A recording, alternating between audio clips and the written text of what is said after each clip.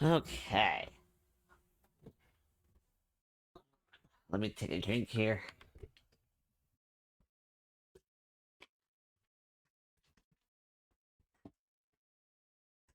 Okay.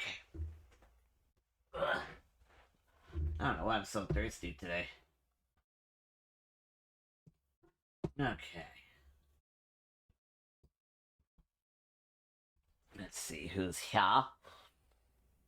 What's up, Matt? What's up, Chocobo? Kinda alive? Cold is fucking kicking my ass. What's up, I Ahmed? need to get it fixed sometime. In the meantime, Oh god, I love the cold so much, dude. What? I Pick them up. Pick them. Hey. What? Go up. Grab the fucking wood and you fucking huff it somewhere. Girl, are you dumb? You fucking stupid shit. You fucking idiot. God damn it. I'm gonna fucking spit on you. You're so stupid. God damn it. You don't talk to a hobbit like that. They're hobbits. He's got a tank. Sack of shit. What's up, He's got a Jason? fucking tank. Hobbits are like the purest beings on the planet. Okay, maybe not all of them. There was a couple, like that old bitch. No, I can already that feel kept myself frowning at sinking into my Frodo. floor. But most overall, Hobbits is so God damn it. nice. Yep. All right, we're here. There's we're wood in here. front of my door. I guess I can't use it. I never said they were bright. I never said that, you know, they're bright. Casually defending his people. Listen, I'm taller than a hobbit. I am way taller than a hobbit. No, you're not a hobbit. You're more like a... you know, because dwarves are a little taller than hobbits, I think. Oh, jeez! What the hell? I'm a mug. I'm dead. It's not even Lord of the Rings. No checking! No checking! That's funny. Oh god, I love that game. Would you be interested in doing a Friendo Friday on that game at some point? For anyone who's also coming down with a cold, flu, I'd highly suggest to do everything in your power to hydrate the ever-living fuck out of yourselves. This shit is no joke.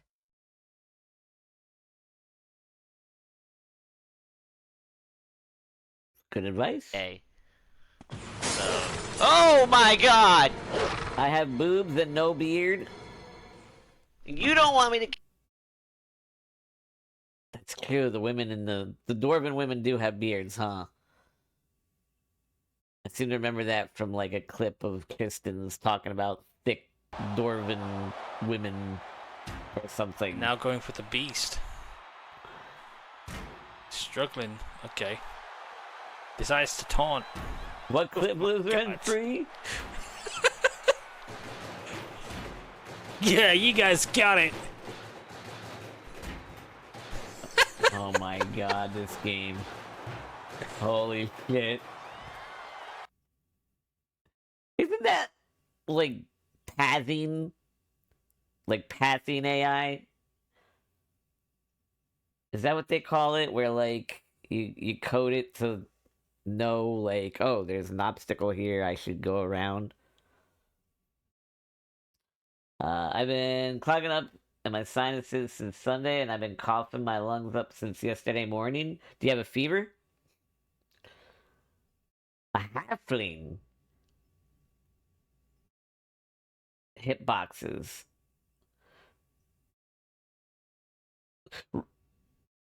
Right, but no, like I'm talking about like when the hitbox is hitting something. What do they call it when the AI like is like, oh, there's something there, I I need to go around it or over it or whatever. Like, isn't that called pathing or no? You don't feel feverish? You might just have really bad allergies, man.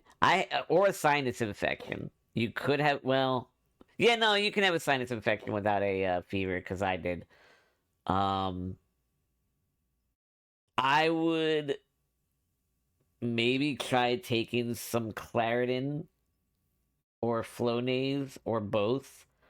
Um, with some saline spray. Like first do saline spray and then the Flonase, and then take the Claritin or whatever, or Zyrtec, whichever you prefer. And then see if that helps at all. And if it does, just keep doing it. If it doesn't, and it just seems to be getting worse, or like isn't going away, like it's persistent, maybe just get an antibiotic, or you can get like a what do you call it? Was it an X-ray? I think it was an X-ray that caught mine when I had a fucking 6 month sinus infection. They were like, "Oh yeah, you got a bad one," and they put me on antibiotics, and it was helping. It could also just be a damn. That's why I said something. Yo, what's up, boo? Just stop by to remind everyone how I am 75 times better than them. Okay, back to lurking.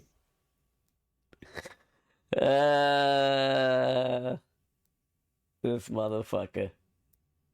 I hope you're doing well, good sir.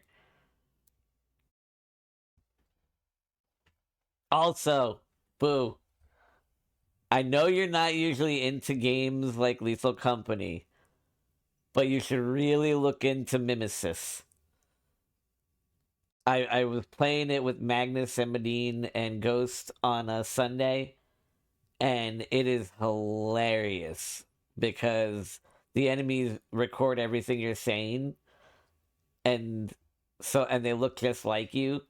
So Magnus was saying ridiculous things on purpose so that we would know, okay, if it's saying ridiculous things or whatever, it's not Magnus. And like it was just like Magnus walking by with a cardboard airplane around him going, "Daddy, would you like some sausage?" Like, and I've left a trail of bodies on the stairs. Still beat your ass though. There's that, and you're also a great musician. That's true. That is true.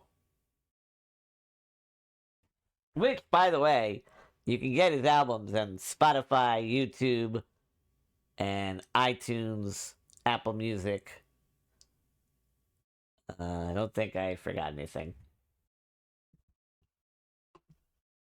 Welcome back to another episode of Blue Out of Context Part, whatever the fuck this is.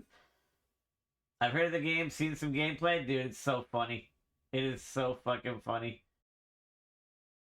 Alright, where's... I don't understand why my OBS scenes rearrange themselves without me touching them. I had all my BTW stuff like in one little spot, so it was like easy to find and shit. And now it's like all scattered again. I don't understand it. Alright, we're gonna open up with some women's action on episode 69. Giggity! Also, I still need max suggestions. I need 2 more max suggestions for the year-end awards and Hall of Fame nominations in January. So... oh, fuck. What is going on? Oh, shit, wait. Of course, I would be on a goddamn screen while this is happening. What's up, James? I'm sorry you're not getting the raid alert. Hold on. And all my scenes are all jumbled. Yep, that's what I was afraid of. Damn it. Okay. Well, shit. What's up, everybody? Welcome in. Dre, James, Human Wing. AJ, you had to do it. Travel You Cheat, dirty bastard. Dark Bait, Why? Jeremy Cube, Pins, Fuck off. Oh. I think that's everybody. I hope I didn't miss anyone. How you doing? Welcome in. Thank you for all the follows. I appreciate you. What were you playing? Oh, you're doing WWE. Nice. We're literally just about to start. You like I was about to hit the first match when the raid happened. So it's you're just in time. Perfect timing. Yeah, sometimes that shout out clip, sometimes that shout out clip thing, it actually like pulls from some of the earliest streams at times. Where the hell is he not? I've had people tell me it was their very first clip ever. Doesn't do it all the time. I but... can't tell if these are real people or fucking the They're definitely players real. shouting They're at me. definitely real. They're definitely real. No, I What's mean up, like that Winty? or the AI. I'm gonna try and take some damage off of this Oh, guy. so what? You did not res me? You did not fucking res me. What the fuck? I did! Why do you have my phone? Yeah, it's interesting too because I have it set for like I think any clip or whatever or any time frame, so it has like the option to choose from like old ones, new ones, whatever. And so sometimes though it'll just go on like an old clip, like tirade, I guess. I don't know. But how are you guys? I appreciate y'all for popping in on the raid. I appreciate the raid itself. I hope y'all are having an awesome day. I'm Big Blue D. I'm a variety streamer. I stream a bunch of different things, but twice a week we do the eFed thing on Tuesday afternoons and Wednesday nights. Thursdays are just kind of like whatever I kind of feel like playing at the time. Fridays are usually a multiplayer stream with another streamer, where they get to choose the game and the raid target and things like that. They're like, I put them totally in control. The Saturdays are our single player story driven games, which has been Ghost of Yotei, lately. Me, I don't have your phone runs. That was a meme reference. Oh, I don't keep up with a lot of memes. My bad. Yeah, I feel that. I didn't watch Salad Fingers for the first time until like a year and a half ago. So, and Llamas with Hats was like 8 months ago or something. So, yeah. Schmeat! A Merry Schmeatmas and a Schmeaty New Year! With extra schmeat. Charlie! Charlie! I'm right here. What do you want? We're on a bridge, Charlie. Yep. Thankfully that I actually did know about. Alright, let's start this off. Women's action. We got someone who has made her return this year. She is a sister-like friend of Chocobo Kage's and an absolute stellar talent. Lately, she's been hanging out with the Petty Petting Zoo. Even teaming with them last week against the 6ix9ine Syndicate. Nocturna We'll see if that grows into anything else, but she has boatloads of talent.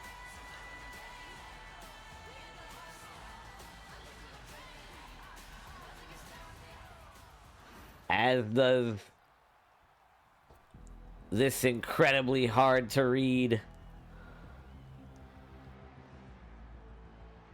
changes with the wind kind of primordial force.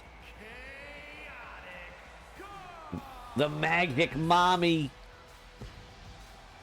Chaos.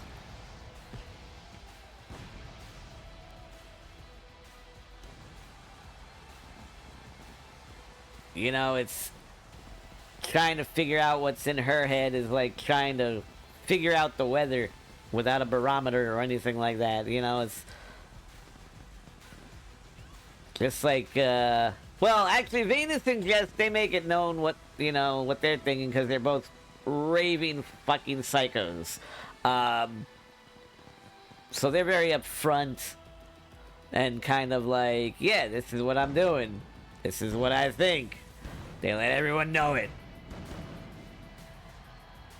But I feel like Chaos is almost like the master poker player. Just waiting to play the card until that opportune moment. And then everything is made clear.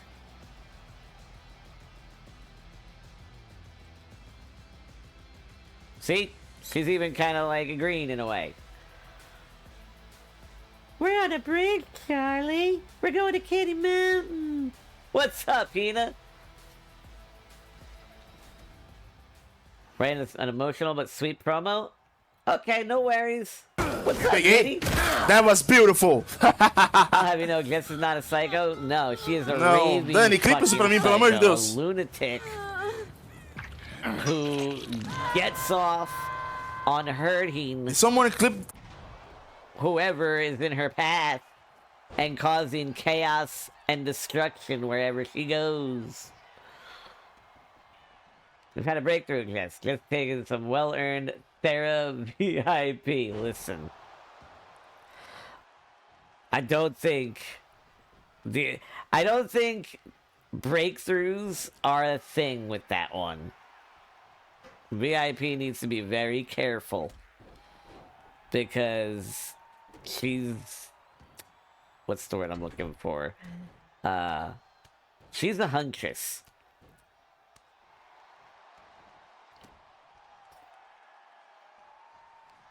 Ridiculous.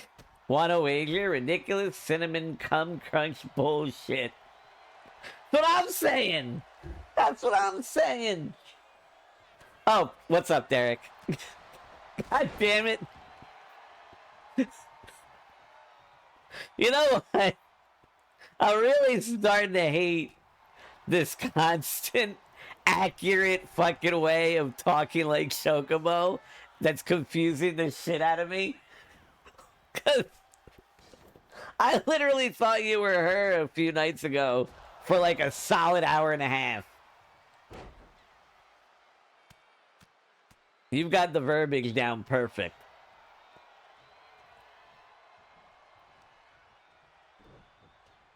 Monday Night Meltdown may have ended, but you got your win though. That's true. Did he end up doing a makeup stream this morning or no? I know he was talking about it, possibly.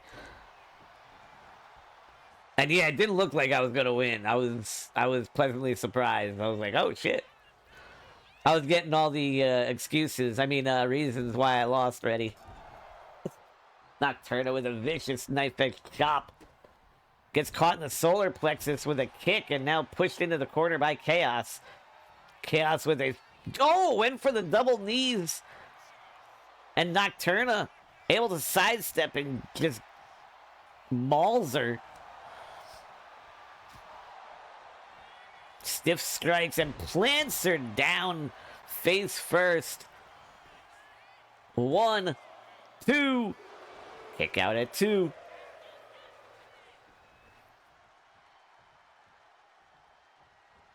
Nocturna now pulling Chaos to her feet. Oh my god, did she just steal her finisher? Chaos is usually the one taking people's finishers. This is interesting.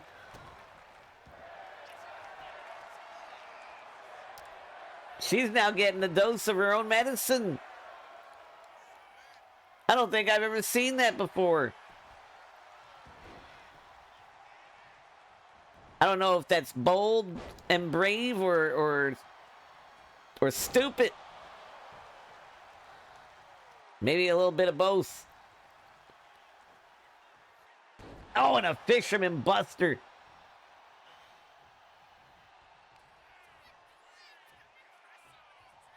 Apamara water slide. Hooks the leg. 1, 2. Kick out at 2. I know. I was doing for advice. I was DMing for advice. That by the end of this week, Jess and Chocobo will have a tag team match together and they'll even win it.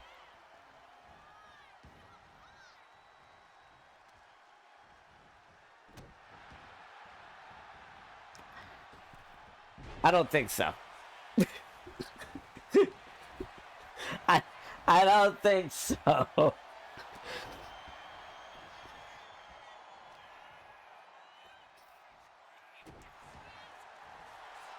And Chaos in control. Whips Nocturna into the ropes. Drops down. Leapfrog. Oh, God! Caught her right in the head. Busted her open. Like a watermelon at a Gallagher show. But now Nocturna trying to do the same to Chaos here.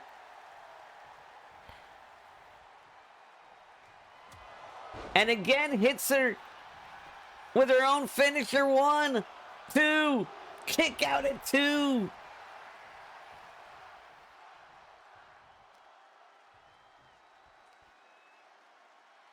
Now wrenching the neck.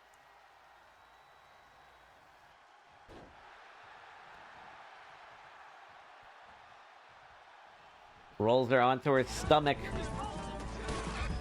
Oh! Went for a knee to the side of the head, but gets... Oh! Oh! Okay. That was interesting. Hey, what's up, Crispy? Horse. For the love of Pete. Oh, she has the same... Oh! Ride.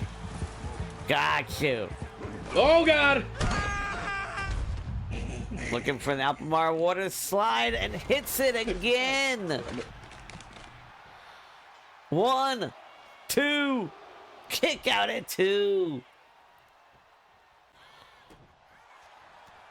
Hits a clothesline. And now attacking the arm. Trying to take away some of that power. So she can effectively utilize the choke or the chop. Yeah, it's pulling itself up in the corner. Nocturna with the stomps. Looking for a running start here. Oh!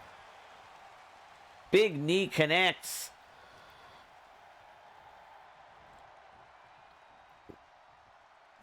Puts her in the opposite corner now. What is this? Oh, God!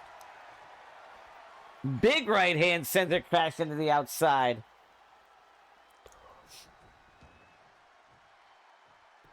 Wears suspenders? What? Uh-oh, bow and arrow. Trying to bend the spine beyond its limitations. Oh, and gets caught out of nowhere. 1, 2. Kick out at 2.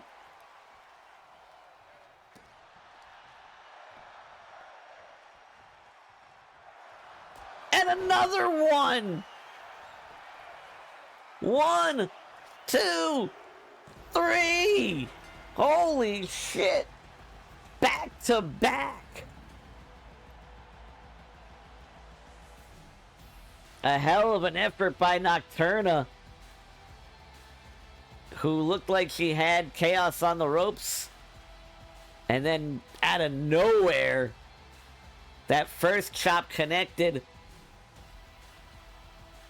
had her reeling, and before she could recover, a second one was already being unleashed. GG's. I'm good. Farming in the game. By that maiden soul crushing grind. What game? Hey, what's up, Spidey? How you doing? How you feeling?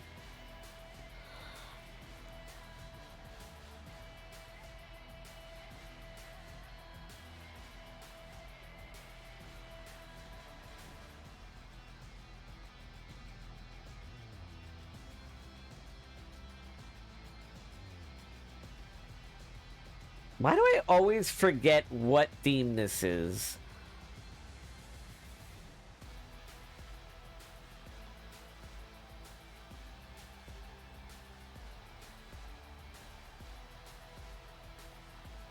Alba, that's right. It's funny because it's a banger theme, but I never liked the theme for Alba.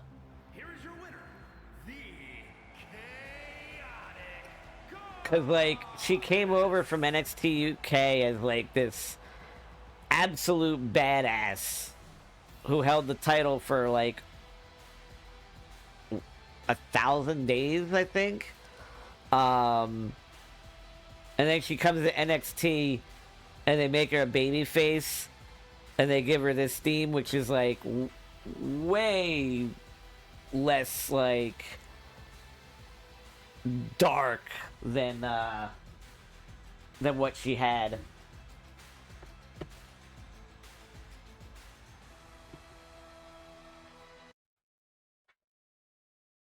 Yeah, very much like Piper Niven effect. Yeah. What's up, Zords? What's up, Gucci? WWE fucking sucks. I'm officially through with them. Why? Last night was amazing.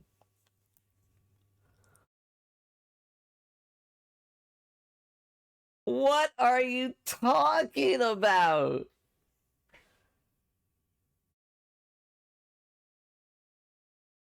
Fucking Gunther with his epic opening. I wouldn't know. I'm not watching. I'm good.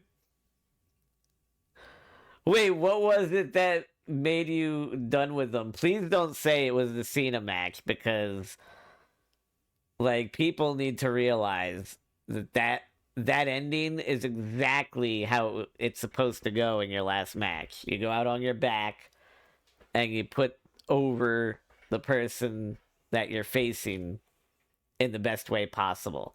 Best way possible was having him give up for the first time in 20 years. And after last night's reaction, it was well worth it. It justified everything. Yes, wrestling defeated entertainment. Yes. Yes. Which that's what I was saying. I was like, this is a fantastic way to do it. And, like, the fact that Cena was actually smiling when he tapped, almost like accepting, like, okay, yeah, my time is done. His time is now. You know what I mean? And here comes the hardcore legend, the reigning BAMF champion, the man who loves to bleed and make others bleed, Jake Stone. The Cena fans are in their feelings. Fuck them kids.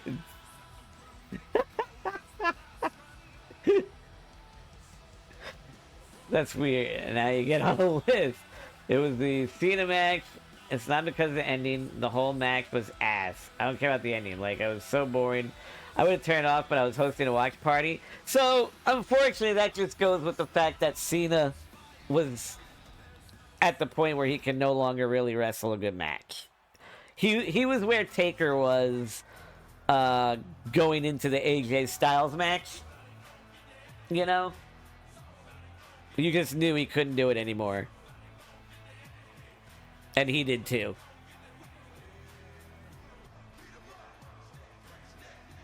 Speaking of hardcore legends, this man lost the vision in his eye to the deathmatch scene. A legend in that area of wrestling, in that brutal arena of violence. He even earned the name the Necromancer. This man is a raving psycho. I will not accept any other explanation for his behavior and promos over the years. The man talked to his skull and thought it was talking back. Enough said. But he is also your reigning, defending all-world champion, Derek Shaw.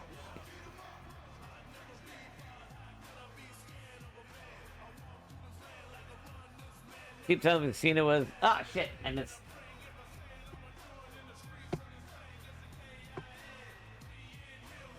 Let's see. Why is this not scrolling? There we go. Cena was smiling the same way when he tapped, the same way Master Uguay from Kung Fu Panda did when he said it's time, right before he crossed over to... Yes! Cena was at where Undertaker was versus Brock at 30, which is my canon retirement for Undertaker. Oop, wrong entrance. Guess I never planned on winning a belt. Oh shit. Let me know what you want, and I'll change it. You know, by the excuse. Flair's last match was insanely entertaining. Sting's last match from last year was phenomenal. WWE is training their fans to expect it's training that they expect less and just take it. We have pre-built excuses for Ice Bad versus... Listen, you cannot compare Ric Flair. Ric Flair was still putting on bangers at that point. Just look at what he was doing with Mick Foley, for God's sakes. You know, arguably a top 5 talent of all time. Technical wrestler in the business. And promo. Plus, he was in the ring with top 3 of all time who could wrestle a fucking pillow and make it look good. These two keep missing their moonsaults. But as far as Sting's last match, it was good. It was solid. You know, I wasn't like blown away.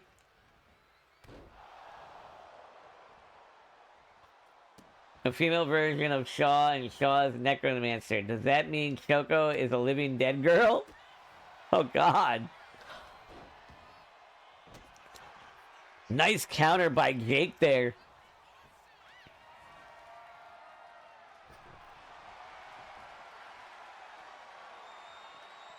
And a big code breaker connecting to the face.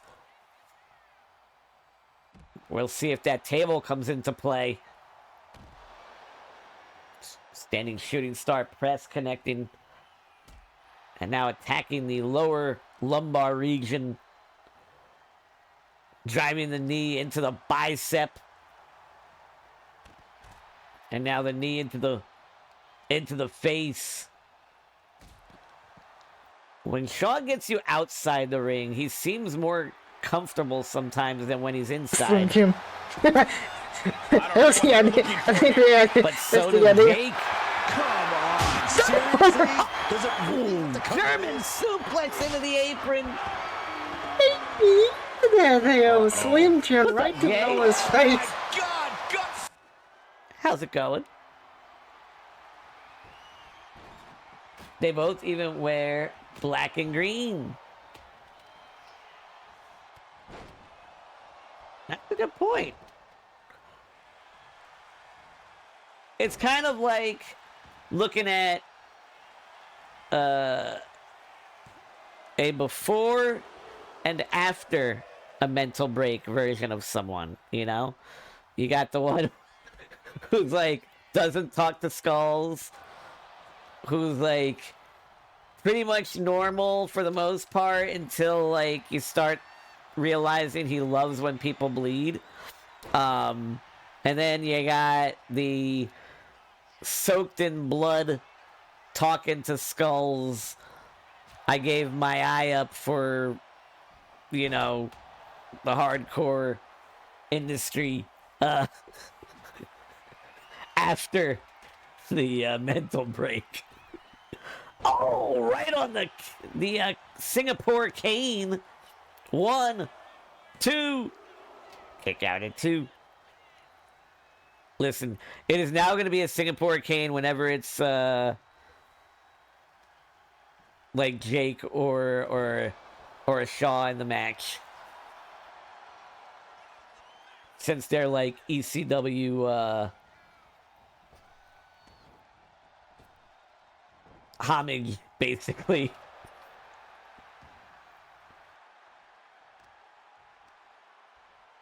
Don't think they've ever interacted. Working, but I'm good. How are we doing? Not too bad. That's why I'm done with WWE. Everyone just accepts this boring BS. They've merged cuck behavior with consumerism and cocksumerism. I don't know, man. I just prefer wrestling over choreographed ballet. And the shock value of, oh, I need to shove a thumbtack in my fucking forehead because I can't wrestle. You know what I mean? Like Mox. Like, that dude can't wrestle for shit, but he covers for that by bleeding all over the place in the most shocking way possible. And then you got everybody and their mother in that company who's like, I'm going to do a double quadruple flip off the top rope onto the turnbuckle, back on the top rope while you stare at me and wait for me to finally jump on you. And then you're going to no-sell it, pop up, super kick me in the jaw. I'm going to super kick you. Then we're going to fall down for like 60 seconds while the sheep chant, "This is awesome." Like, no, that's not wrestling.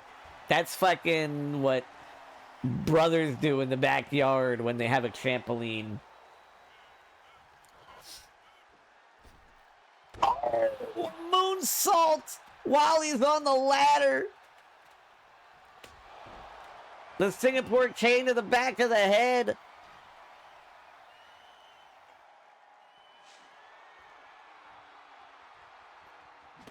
And now the sledgehammer to the ribs. Uh-oh. Uh-oh. Oh, God, a spike pile driver on the handle of the sledgehammer.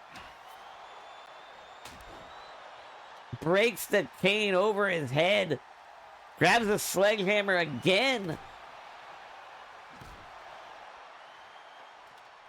And Jake gets up, but Hurricane Rana. Cutting him off.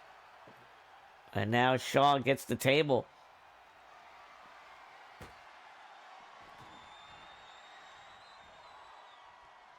Uh-oh. Jake blocking what he had in mind. I was going to say, he's positioned right over the table where the steel is exposed. Tilt-a-whirl head scissors. And now Shaw, is he looking to set up the table? Oh, no! Jesus Christ! Shaw just absolutely murdered the ref! Or, I mean, maybe he thought he took Jeff's job.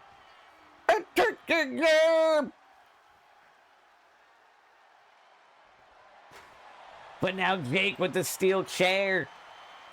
The ref isn't moving. Can we get some medics? Oh, another Hurricane Rana. Oh, God. Oh, no. He's got the table again. But this time, Jake able to sidestep. Misses the super kick. But this time hits the Superman punch. Ducks the clothesline and spear. On the sledgehammer. And a kick out at 2. Mox and Jake Stone confirmed. Jake can wrestle, though. That's, that's the big difference. You can take Jake out of a hardcore match, and he'll wrestle. 2. Jake gets the win. In a violent match. GG's.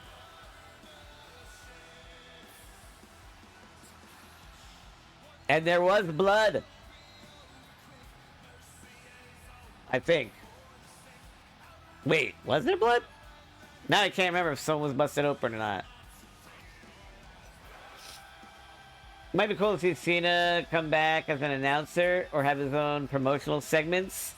So, Cena is signed for 5 more years to WWE. And he wants to be an ambassador. He wants to, work with the NXT talent. Because he wants them to be able to, find their own ruthless aggression moment, so to speak, or rapping on a bus. Fuck that rap. I never brought deathmatch wrestling up once. I love technical wrestling. People always assume when I say I hate boring wrestling that I hate technical wrestling. It's not the same thing. When I say boring, I mean boring. So, what constitutes boring, though? So, to me, the Usos match at WrestleMania was the worst match of all time. I thought that was absolute drivel. Yeah, fuck this wall. 150 fucking super fuck kicks. This wall. And a spear is not a match. However, I thought that the Cena Cody match where Cena ended up everyone panned it. Everyone was like, oh, he won with a title shot to the face or whatever. I thought that match was excellent. People were panning it, saying it was boring. That was a great masterclass of psychology and in-ring storytelling. What's up, Tristan?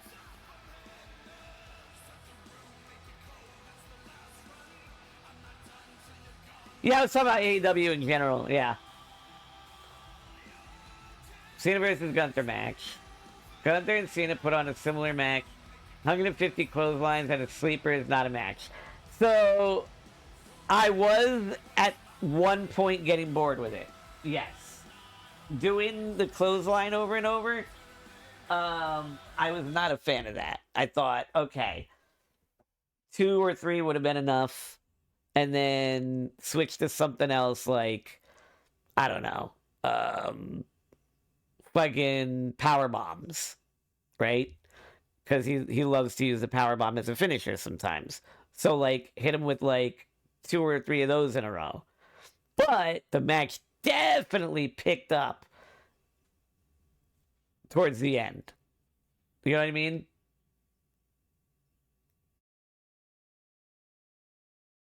I get what they were doing. They were trying to kind of grind on the fans, like make them be like, "Oh my god, you're doing this again!" Like, you know, get them firmly against Gunther. But yeah, they should have varied it up at that point. But I thought that the rest of the match was great. Hey, what's up, Pandy? Cena versus AJ was match of the year.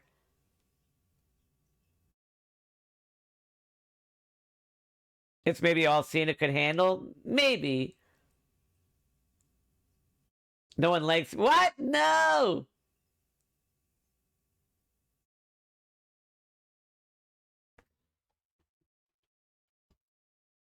I love you, Pandy.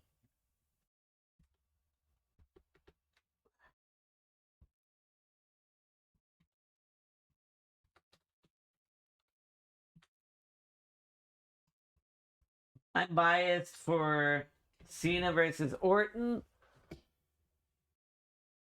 Oh, because you were in the crowd? I mean, that was a great match, too, though. I didn't see it. I'm like, I tend to glance over and read, like, the first thing I see. Which Cena versus Jericho, though?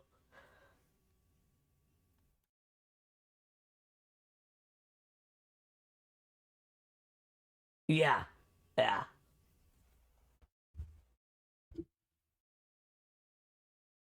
Because they faced each other a bunch of times. Oh, the one where you... Okay, yeah, that was a fucking awesome match.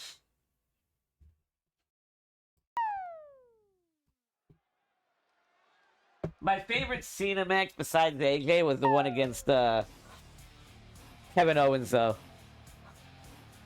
The one where Owens won. Coming to the ring right now. He's a veteran who helped start the company and this division. The brutal, energetic owl.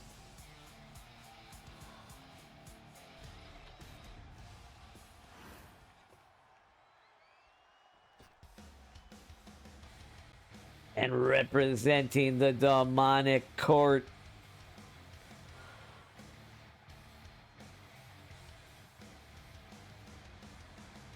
a former BTW champion, and many other titles as well.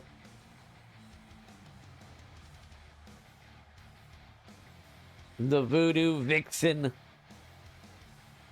Mary.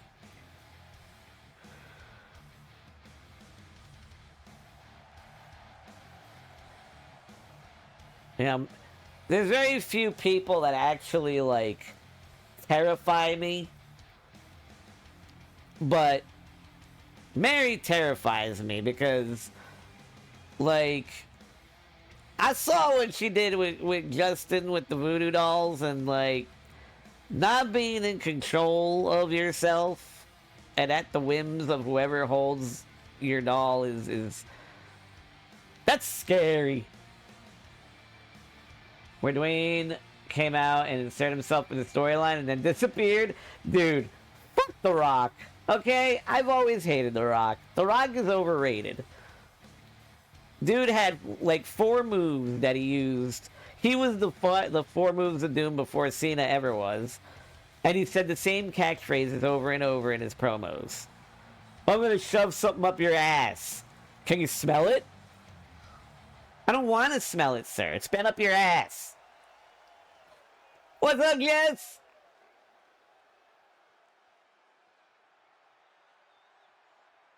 Jess is a nice lady. And nice to see in a cage, maybe.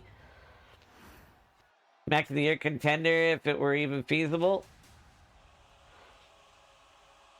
I mean, anything's feasible. Up until the point that 5 are like suggested. And representing the High Court, She is an absolute destroyer. A punisher.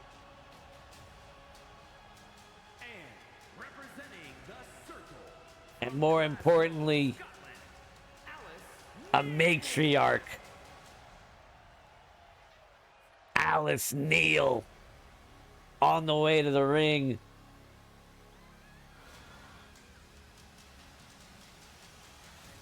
When Alice goes into the matriarch mode, it is it's basically impossible to withstand. Something just switches in that head of hers, and it's almost like she doesn't feel pain. Or maybe she feels it and it just sparks some kind of motivation in her. I don't know, but it's a sight to behold. Soaked through 3 pairs of gloves in my shoes, and now I'm paying for it? Oh, God. Hey, what's up, SD? How's it going? Now I'm hungry. I just had a slice of pepperoni All I pizza can imagine for lunch, that so emote I'm saying good. is nom nom nom nom nom nom nom nom nom. Nom, nom, nom, nom, nom, nom, nom. Roll up. Countered by Energetic.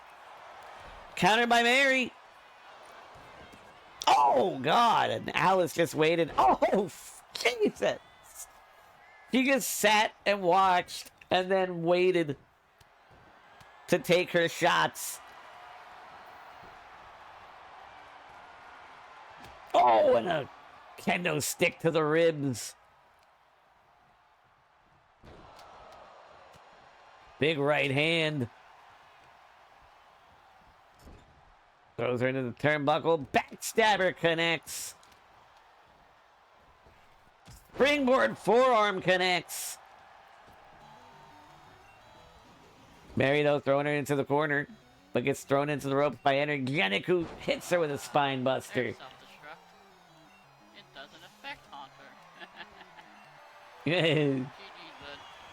This Pokemon looks like... No, it doesn't! No, it does not! I'm way cuter. Now, Energetic grabbing Alice, but Alice fighting her off. Oh, Mary swinging the chair. Oh, God! Energetic tried to get away from her, but turning her back actually ended up getting her skull rattled. And now Alice going for the cover. What? Not even a 1 count. Oh, God. That Claymore-like move really does a lot of damage.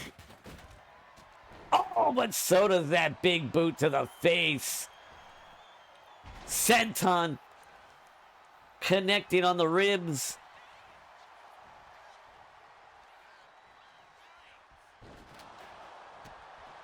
And now it was Energetic waiting for her opportunity, but Alice kicks her off, goes for the cover, doesn't hook the leg. That's a mistake, and only a 1 count. We're all celebrating. Going to my favorite meal tomorrow. Oh, sketty? What kind of sketty? Double arm DDT! Mary getting double teamed right now. Or rather, she was. Tried to double team Energetic, and she gave him the old noggin knocker. Now versus Mary. Oh! Superman punching, went for the spear, but wasn't able to connect.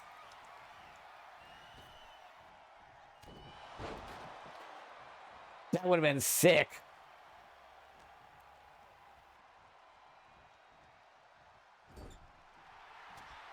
Mary catching an elbow to the jaw. Spikes down Alice. Not quite sure what that was by Energetic. But she ended up paying for it.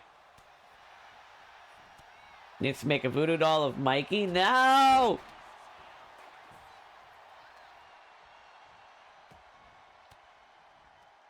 Some Vapo Rub, because my shoulders are killing me, and holy shit. I'm sorry to hear that. That could be coming from the neck or the lower back.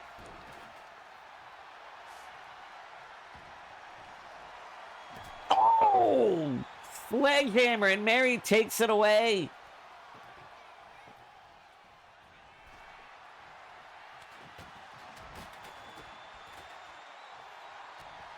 And now Mary. Oh my God! She was focused on Energetic. Alice took the opportunity to hit the spear.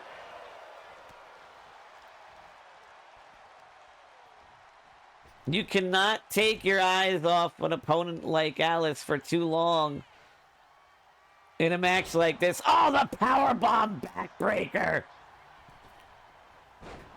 Misses the swanton. Looking for the chokeslam backbreaker, perhaps. Oh, but eats an elbow.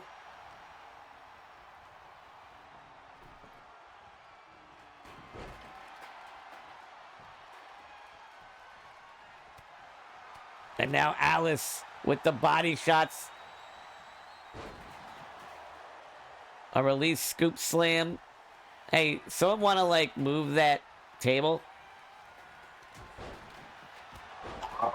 Oh, I think that was a spear. 1, 2. Mary's eliminated.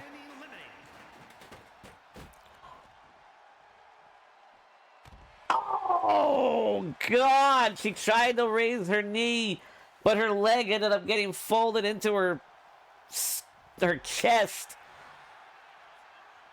What was that?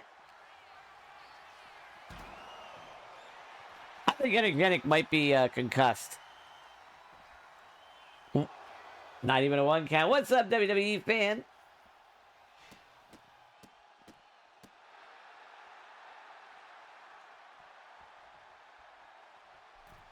Day's going pretty good. Just let them destroy each other while recouping your energy. This might be the first year where I don't get anything for my birthday because we broke as fuck. I'm sorry.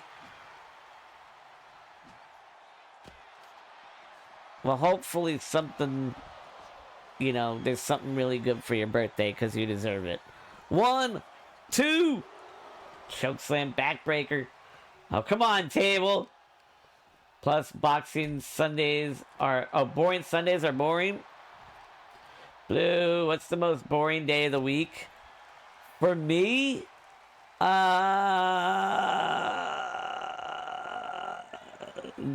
Thursday.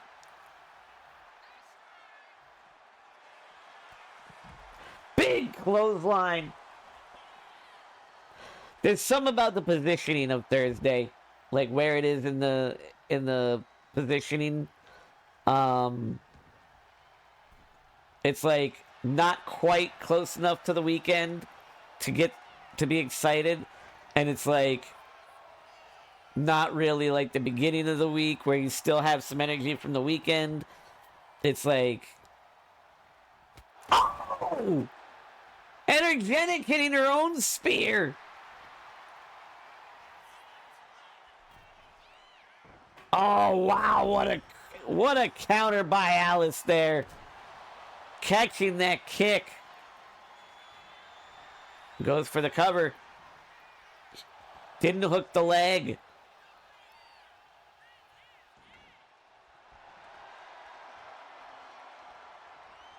The fuck? The fuck was that? He doesn't have freeze. Oh, kick to the face.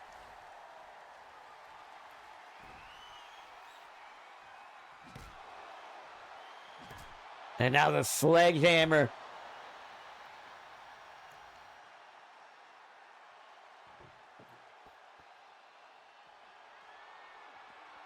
Slides in the table. Not quite sure what she's doing here. But she's allowing Alice a lot of time to recover. Oh, the powerbomb backbreaker again! 2, 3, oh my God! That was so close! Uh-oh. Choke slam backbreaker! 1, 2, kick out 2! How the hell did she kick out of back-to-back knockout shots? The slingshot forearm to the face.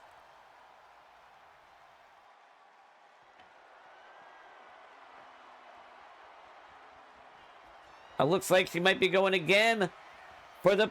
Oh no, the falling power bomb. 1, 2. Wow. Fuck, I knew there was something I forgot to do.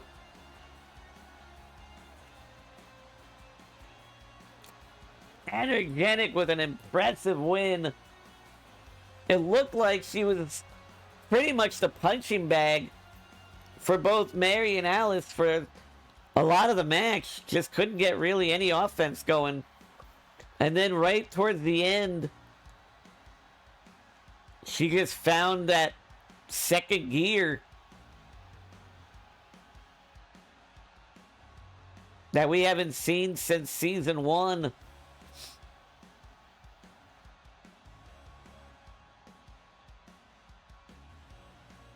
GG's.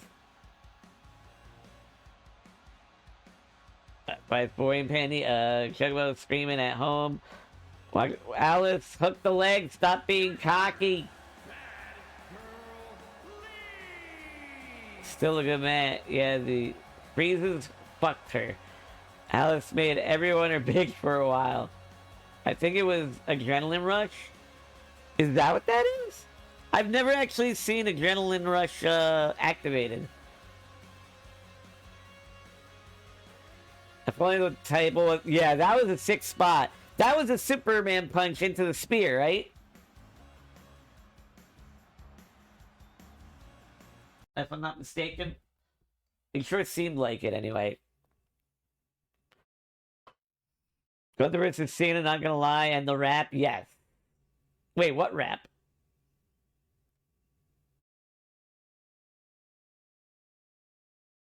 I'm gonna do it in a bit. This doesn't count as cheating. That is 100% cheating, Pandy. that's like asking the teacher for the results of the test and being like, "Hey, what are the answers on today's test?" It's not cheating, by the way. Like, what's up, Jake? It's not. What do you call it then? Creative problem solving.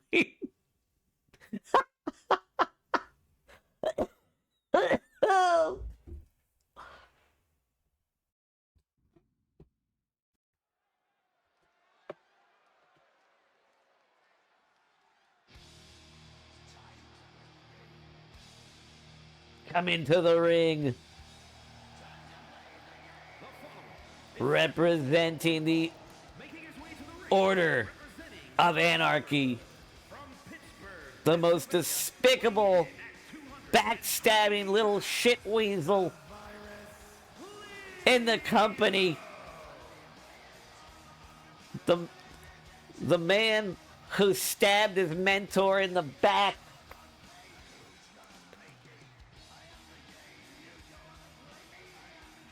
Wait, did I change his... Fuck, I can't... Did it say the All-American? I can't remember if I changed it or not. The former honorary Blues. Now the smelly brown deuce. Leo. Don't insult Leo. You can't talk, Mike Holder. Yes, I absolutely can. That's actually my job, Jess. As the commentator, I talk. And I spit facts. And the biggest fact is that Leo, Chocobo Kage, was right about him. The entire time. He was right. And coming to the ring next,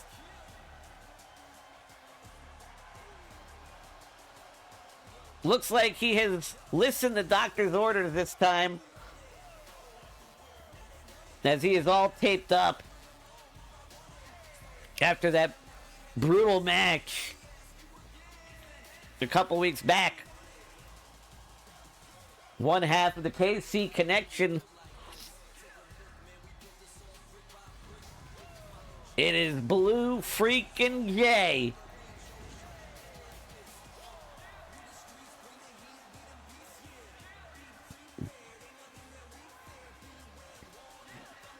Was swing and I got that shit wrong.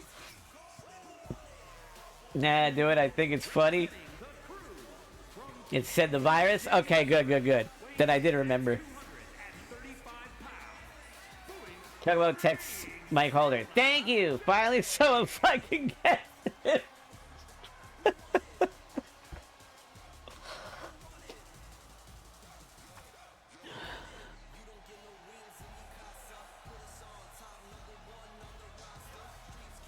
Also, does anyone else think that last night was the unofficial call-up of Javon Evans to Raw? I think we're going to see him working both Raw and NXT for a little while, but I think he's pretty much been called up.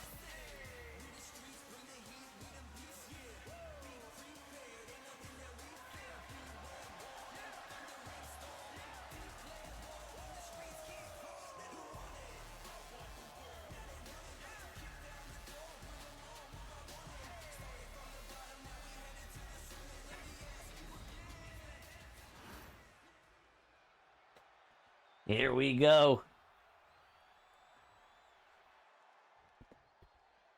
Leo versus Blue freaking Jay. Javon for IC champ. Oh, you agree? Really? Blue Jay putting Leo in the corner.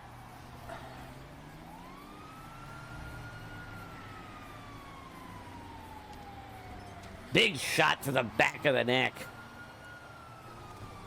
And another one.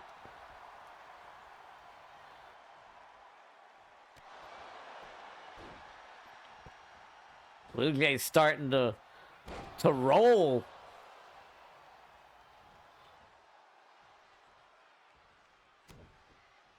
Uh-oh. Big right hand.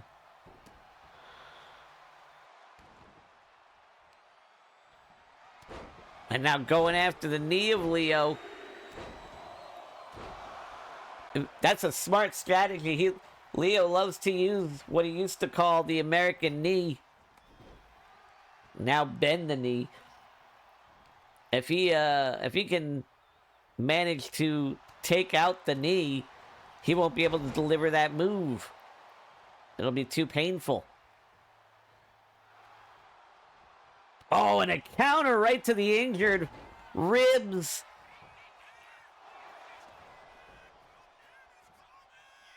And you could see Blue freaking Jay's breath catch after that vicious knee. Springboard Enziguri connecting. One. Only a one count. And now Leo all over him with the big right hands.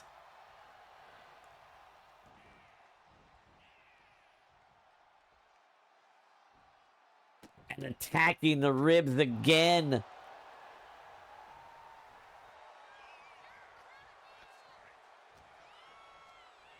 Throws Blue Jay. Oh, God. Over and over again.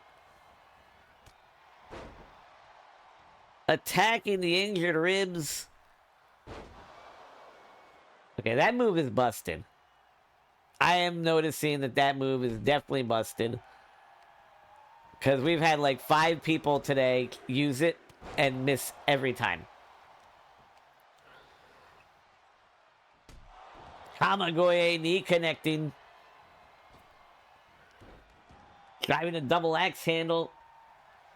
Kyle's a man so seemingly void of compassion as he marched toward last night informed WWE talent relations that I would not be making any appearances for the company as long as this man remains in office. Wait, what? Hold on. What is this?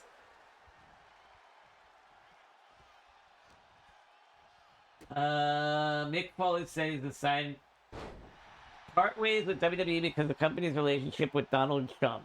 Wow. Really?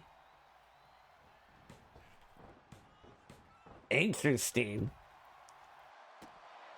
I wonder why now, because, like, that relationship's been there since 1984?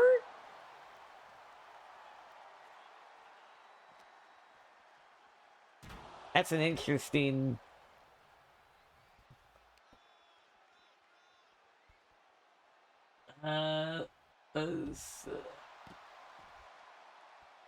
selling weed in no pixel once and heard a local say, "Move it, asshole. I need to get home. My bitch is horny." What? Oh, hey, Blue. What do you think about just finally getting some therapy? Well, I mean, it's not actual therapy for one, because it's not a licensed therapist. DD Twee! 1, 2, and for 2, I don't trust Jess. I don't think she's actually there to, like, improve herself.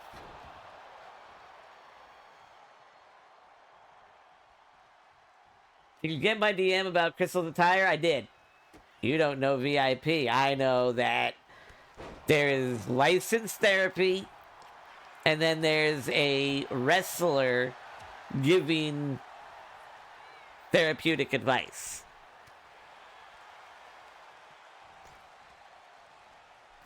Springboard enziguri. Actually, I guess that was more of a springboard, just kick to the jaw, not really an enziguri. Uh-oh.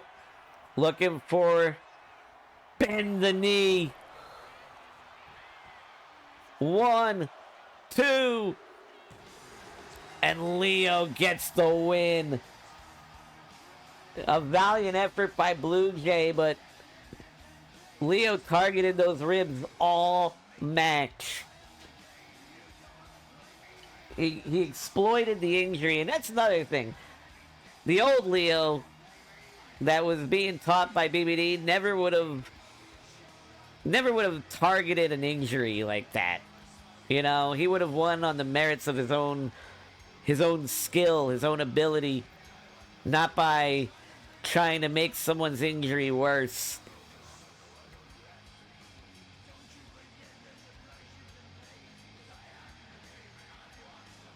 That's a fair assumption.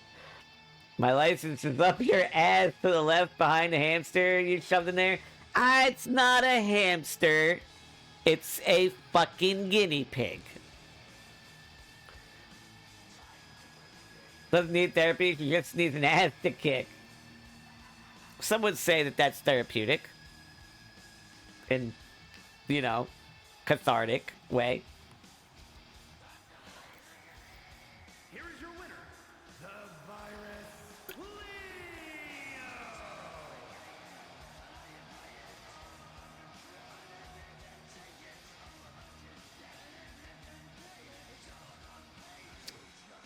Betrayer. Turncoat. Traitor.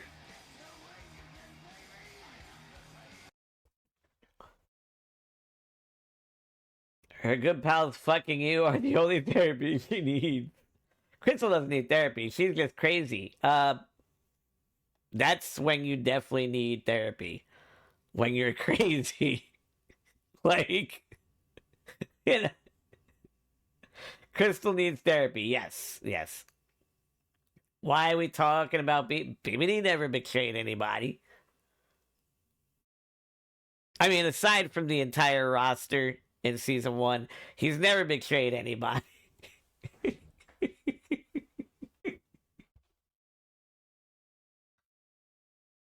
Johanna needs therapy for sure.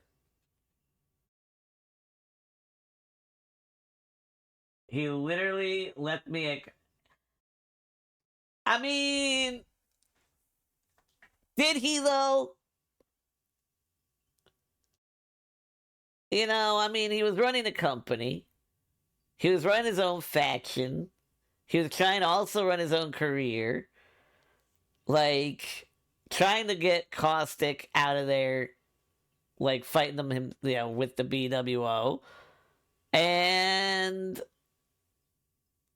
you did leave BWO to, like, do your own thing. So it's kind of like, if you'd been with BWO, you would have been fighting with him and not on your own. But, take responsibilities for your own actions.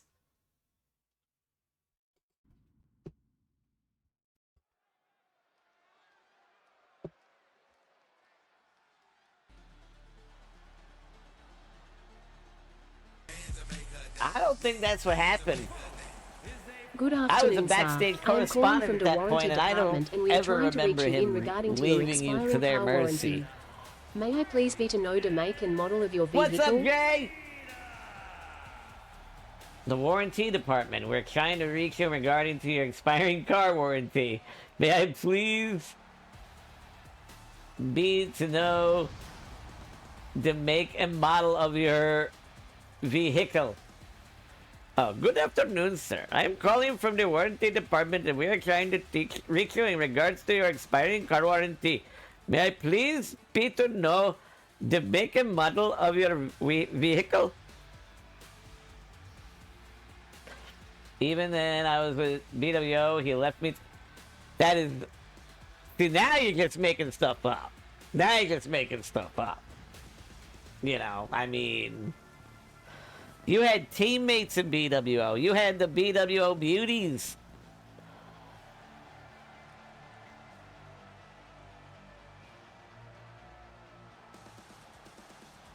Diamond for Betty? No, that was not a betrayal. That wasn't a betrayal at all. He didn't, like, cheat on her or anything. He said, look, like, I have feelings for both of you, but, Betty's my soulmate. He was very upfront and honest about his feelings. Diamond just took it, like a salty little bitch. Whatever helps you sleep at night, Mike. Sounds like a lack of accountability to me. No. It still hurts to hear. Well, yeah, it hurts, but that doesn't make it betrayal. It's a hard truth, but it's not a betrayal. Betrayal would have been had he stayed with Diamond and been like, sleeping with Betty on the side and stringing them both along and being like, not making a decision. He never did anything with Betty until after he broke up with Diamond. No, that's not, no. If anything, it would have been closer to, like, him, betraying Betty by going with Diamond, because his heart was always with Betty, and then Betty left. So he was like, well, she's gone. That's never gonna happen now. I have to find a way to be happy. And Diamond was, with him and made him happy for a time. And then she became, not so nice. and not so affectionate. And BBD was gonna break up with her anyway. But then Betty came back and was like, oh, okay, even better. I get to trade in this angry, like, you know, unattentive mountain of a woman for a normal one. I love Gunther. Gunther goated.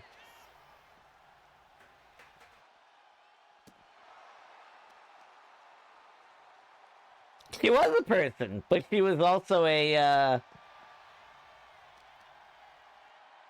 not great person at the time.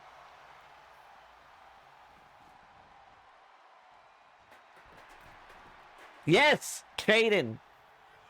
Because at that point, Diamond was basically no better than a car. Because she had no emotions.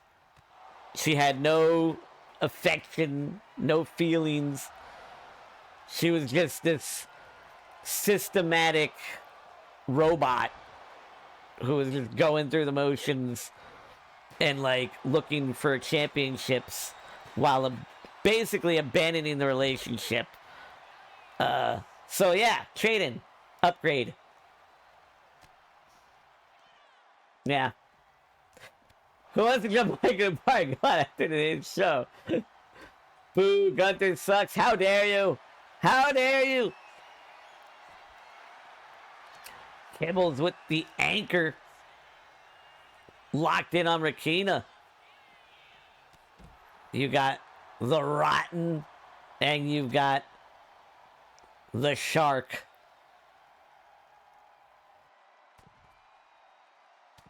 Kibbles with the shots to the back of the head. Big right hand spinning her around and an angle slam. No wonder Diamond let Penis take over. It's from a mutiny. Wait, let me rephrase. Nope, too late. Too late. She let Penis take over. A mutiny against Mike. Sounds like a lot of salt. Backstabber. 1, 2. Kick out at 2. No, Cena, you always go out on your back in the wrestling industry. When in your final match, it's customary to not win.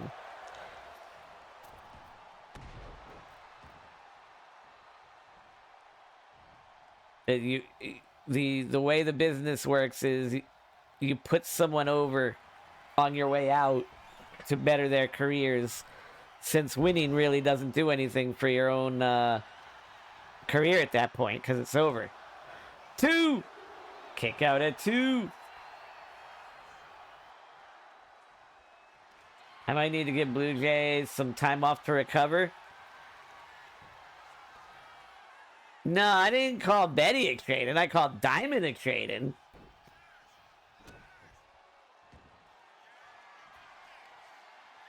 Oh, spine buster. Same reason why Taker lost against Roman. Well, no, because he, unfortunately, Taker did win his last match against AJ.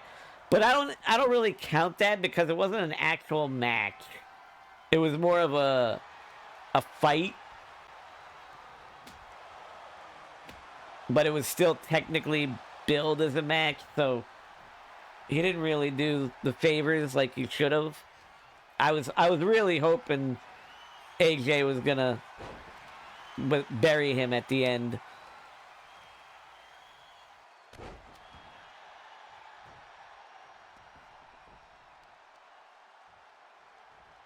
Well, like I said, you know, Diamond was no better than a vehicle. You know, she showed no emotion, no empathy, sympathy, like caring, nothing for like the last 3 months of her relationship with him. She was just there.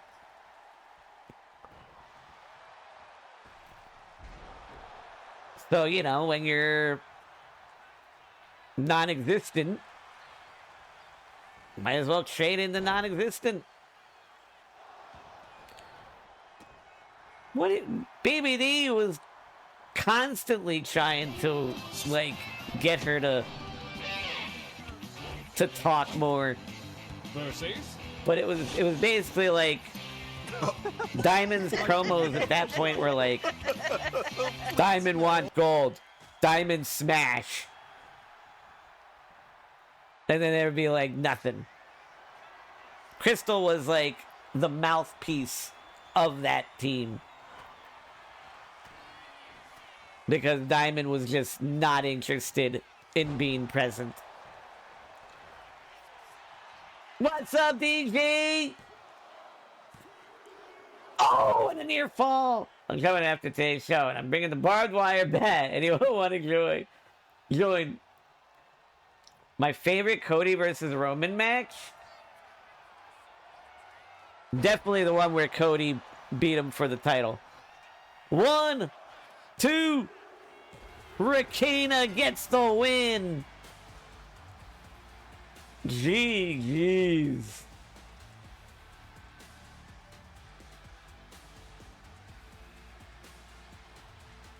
Look, Diamond was so disinterested in being part of anything, the company, a relationship, anything, that she literally gave up willingly to Venus. Was basically like, yeah, okay, I'm gonna lay back and let you take over. It's fine. Whatever. I don't care.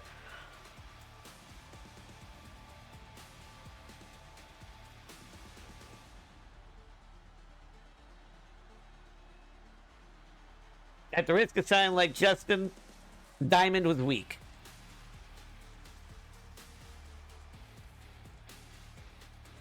And that springboard cutter.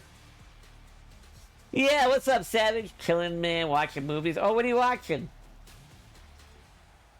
And are you hydrating and taking care of yourself, getting sleep?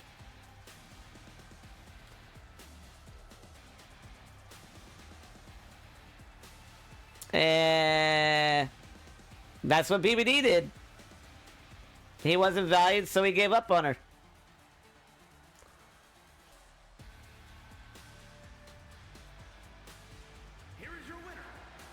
He was done trying. You know, he was just like, alright, I've done what I can. This is a two-way street, not a one-way street.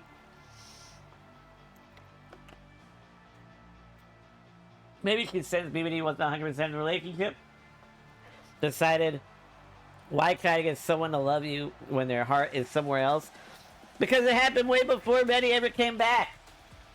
So his heart wasn't anywhere else. That's just an excuse.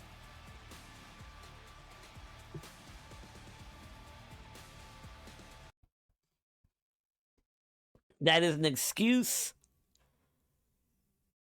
and self-victimization. Because BBD was getting, like, tired of everything. The constant one-sidedness of that relationship for months. But he stuck with it, thinking maybe it'll change. Maybe she'll start to put in some effort. And you know what happened? She didn't.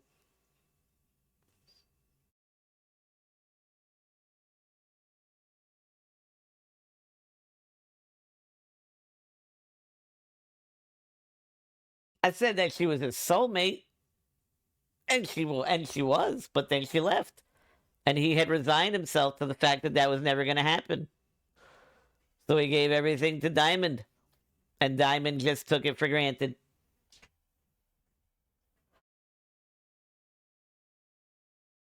Yeah, I can't believe they had Vince show up on the That was a ballsy move. I'm not sure I agree with it, but I understand why they did it, because technically he and Cena are huge friends even still, but I'm not sure it was the right move to show him. And representing the High Court, he is the bringer of the law of the court.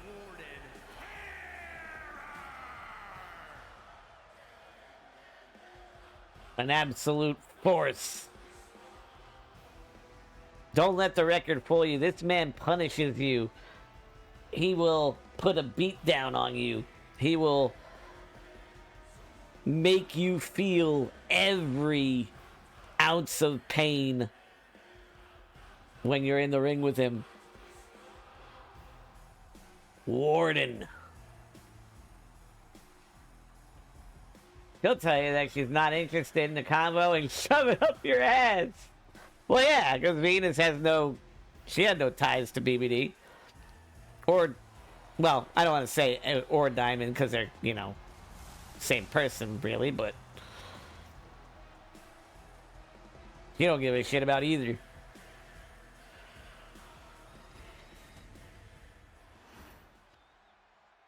Destroy everything he loves would make a great storyline.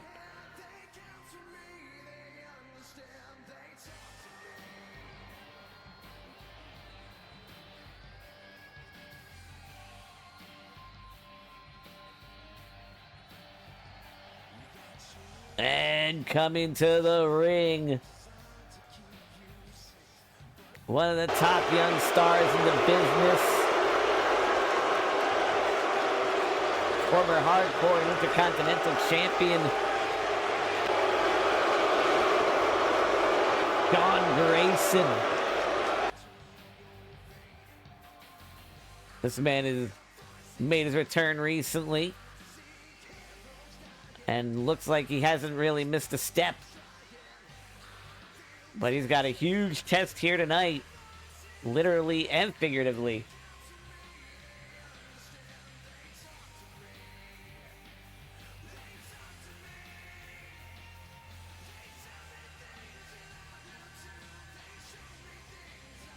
Yeah, me and Jess got something cooked up.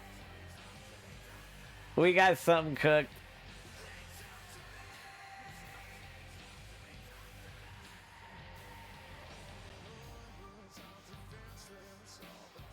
Person who would feel about that, you have to consider their feelings. True. True.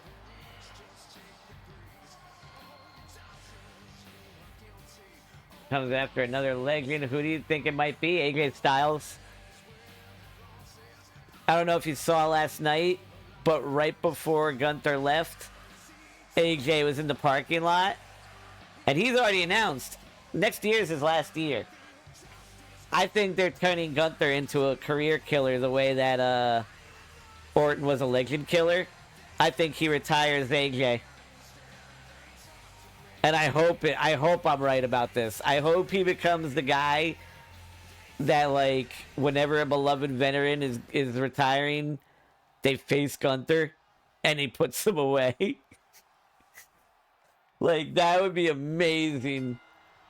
Have Jericho come back only to get retired by Gunther later in the year. The retirement killer or the career killer? Yeah. Maybe Brock. I could see Brock. Because I think Brock's said something recently about also retiring soon.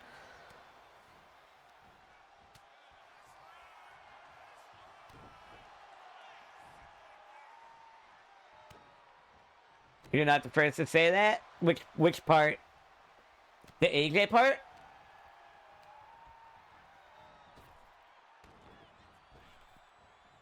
Oh, nice counter by Sean. Oh, Buzz the Brock retiring soon? Yeah. Yeah. Randy should have already retired. That man should not be wrestling with that spine. Him and Sheamus are both playing a very dangerous game with their injuries. Sean right now throwing Warden into the ring. You know, he's got to use his speed and agility to offset the power of Warden. And that's why right there, Warden just launched him up into the air and let him fall. Let him drop. That was about 10 to 12 feet in the air that he fell from.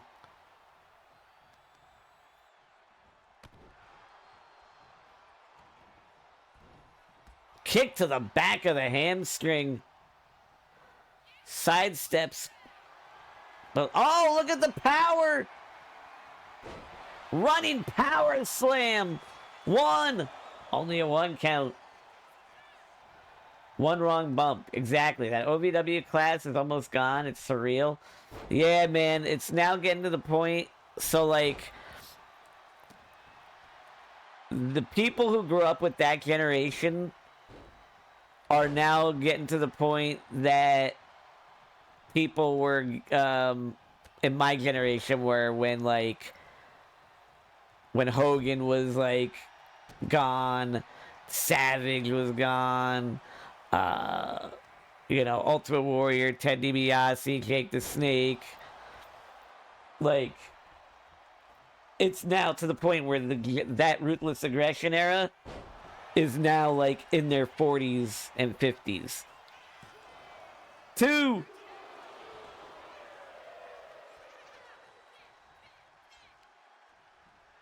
Which just makes me feel old as dirt.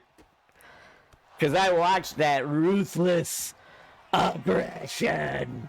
I watched that debut live. Oh, the frog splash! 1, 2, kick out at 2.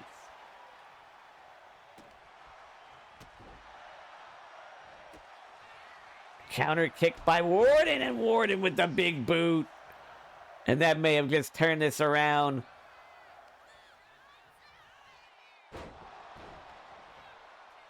The shock treatment. Oh, God! Double axe handle to the heart. And a kick out.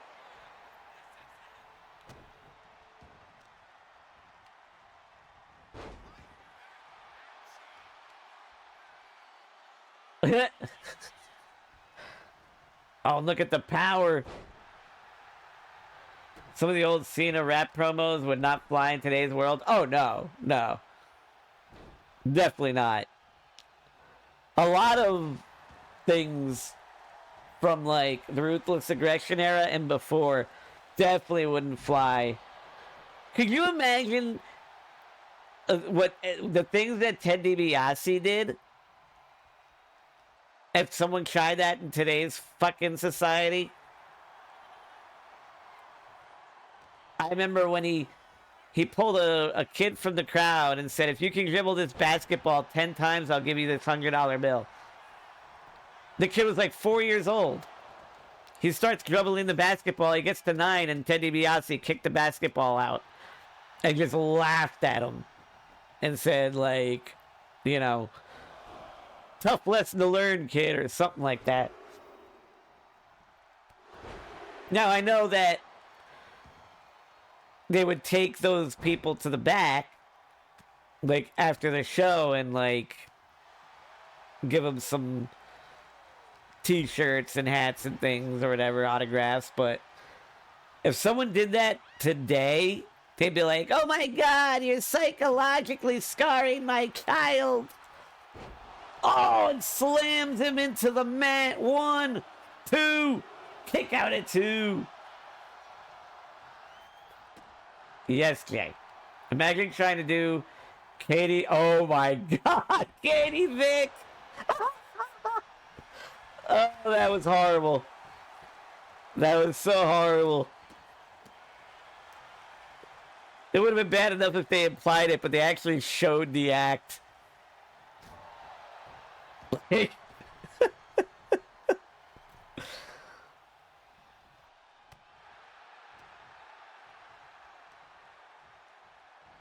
Big sidewalk slam. Or what about Big Show, the father of Big Show angle, where like the boss man hooked a chain to his father's casket and drove it all through the. Oh, what a counter! 1, 2, and he drove it all through the graveyard with the Big Show like on top of the casket crying.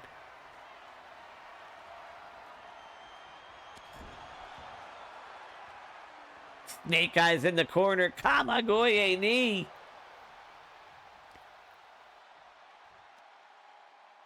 Grayson has really been hanging in there. Trying desperately to stay out of the grip of Warden. But Warden breaks free.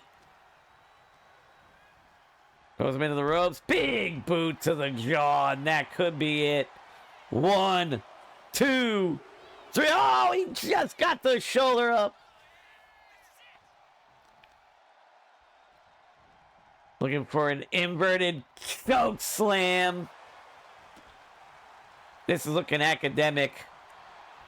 Warden is in control right now. And I just don't know if Sean Grayson has anything left in him at this point. And he's trying, though. He's fighting him off.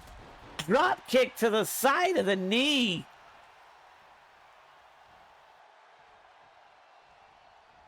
Hits the super kick. And there's that power slam again. 2. Kick out at 2.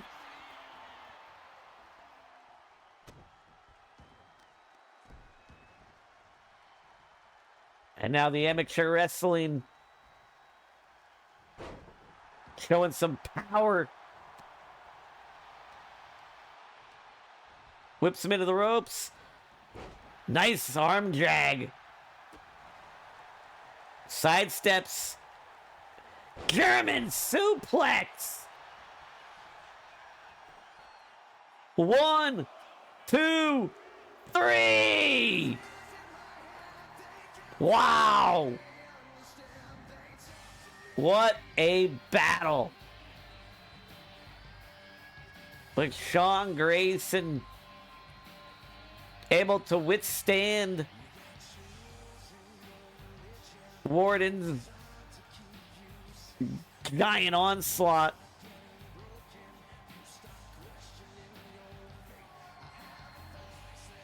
Showing no ounce of desperation. He just stayed calm and eventually just would not stay down. He persevered. That was the one I thought ended it. That double axe handle right to the heart. Most people are babies now, yeah. That kid grew up and set his house on fire. Oh, you remembered, JK, that part didn't happen. Imagine. Dear God, dear God. Boss man fed Al Snow's own dog to him. Oh, yeah, I remember that. Led to that ridiculously bad Kennel from Hell match where the dogs were more terrified than terrifying. That was a dope match. Well, GG. I'm overhauling Warden for this weekend.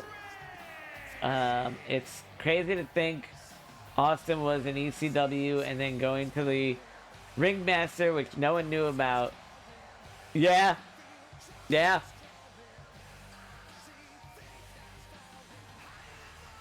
even crazier to think what it would have been if Vince had his way and named him what he wanted to name him.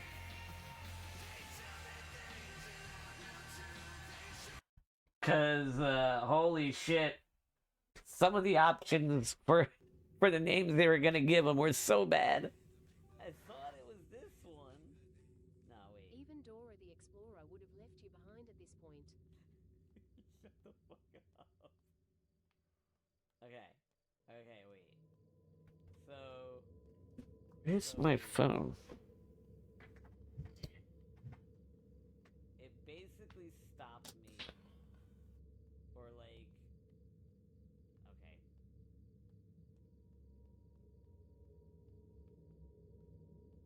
Let's see. Any of these, so I guess I gotta go this way. What's the first match here? This guy could get lost in a straight hallway. Shut the fuck up. The best? Ooh. Jake the Snake was still wrestling at that point. So I don't know that I agree with that.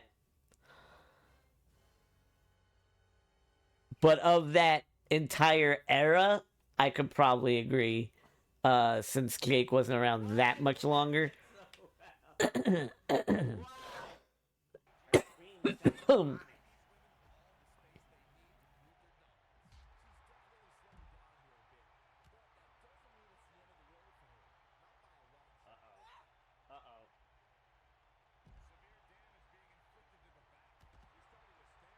I remember when Bruce was Brother Love. Oh, God. I love you.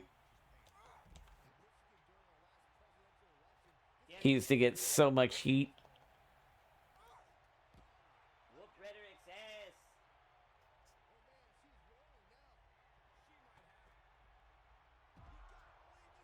And there it is, the Impaler DDT.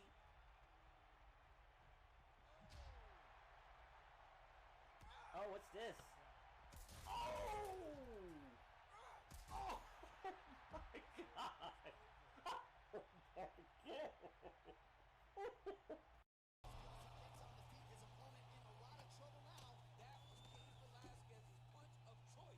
god!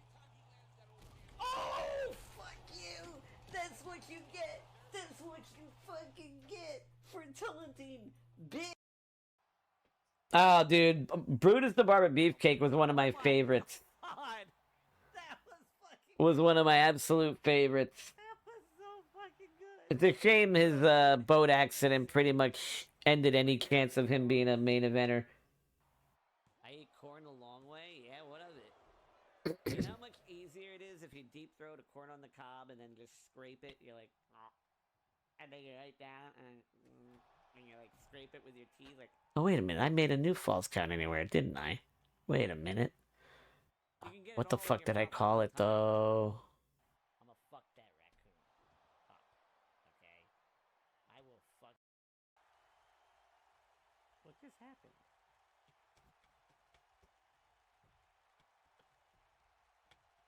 That was weird. Wait, I know I made one. Her kip up nailed her in the face. Go birds, dickhead. Wait, what the fuck? That floats your boat, go ahead. Go, Vinny. What the fuck? I didn't? What was that? No, I definitely did. Fuck. What the fuck was that? My man Blue Jay just... Alright, which match was this again? Oh yeah. Rhetoric said he's going to brush his teeth. I bet you use cum toothpaste. What the fuck? Yep, there it is. Jesus fucking No, well, Christ, WCW at that point was kind of shit when he first went over.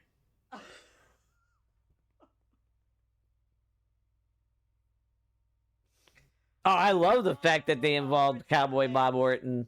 That was fantastic. And Yeah, no, everything's okay. It's just I made a Mac, like a new Mac type. Basically, I got tired of picking false count anywhere matches that had the default weapons where I couldn't use some of the better ones. So I made like a standard false count anywhere match, but you know, had better weapons in it, and it's not there. So I can't use it.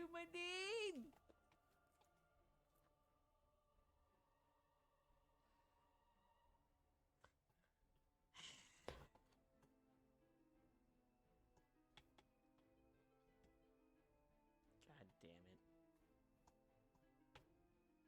And I kicked like 4 times. Unless I guess it's possible I made it and didn't change the name. Travis Danger is the greatest ever. Thank you. Ain't no way it's gonna be covering my penis because it's gonna be too busy being swallowed. Hey! Theo wins! Extreme rules. That son of a bitch! Wait. Wait, what's he doing?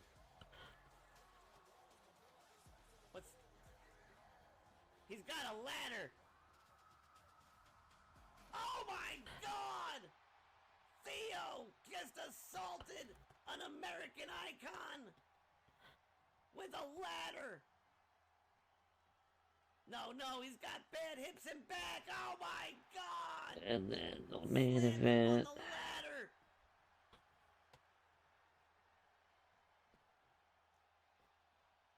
Theo clearly trying to send a message. Let's try this. Wait. Oh, I thought those were scratch marks. Ah! Wait. One more.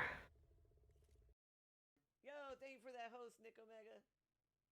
Nick Omega playing How's it Sega.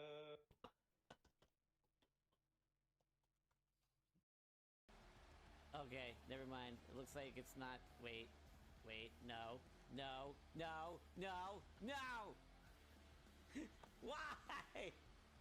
Why?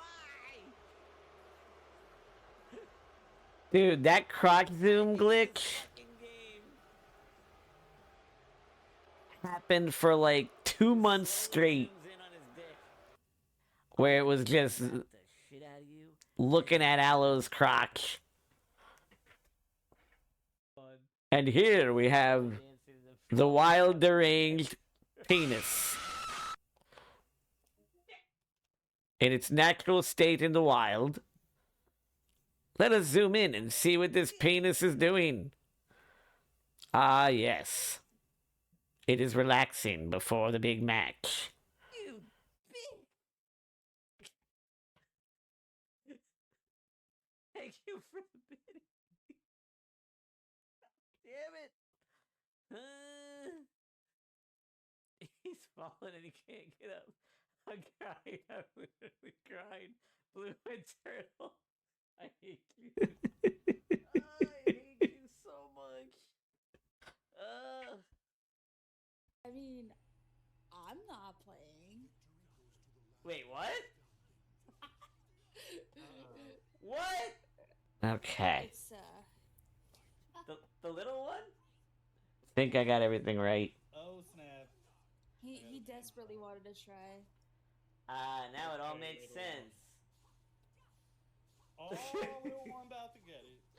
Oh, Short blue was a glitch. Wait, what was the glitch? Oh, you mean the zooming?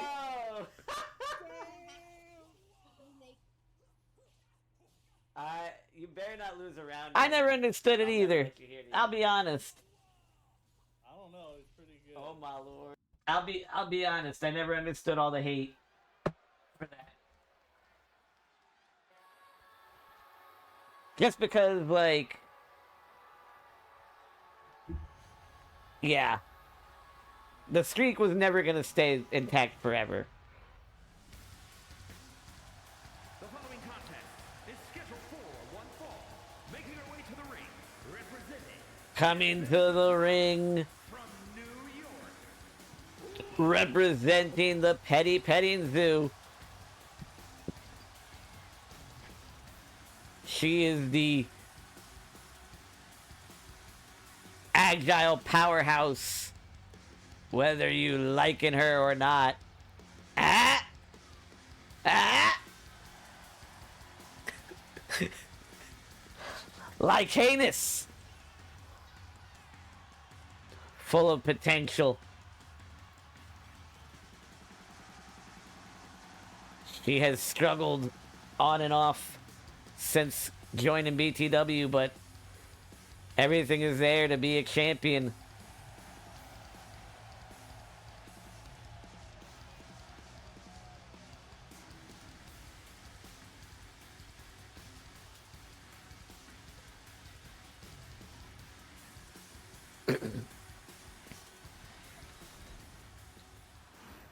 And her mystery opponent,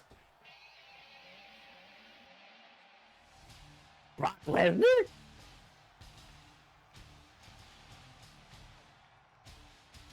I thought we had a ban on WWE signing contract. Oh my god. Holy shit. Taryn is back. And looks highly un-high court-like.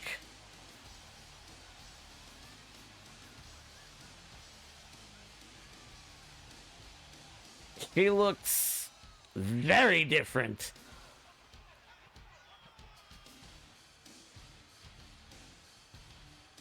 Looking like she's got some anger in her.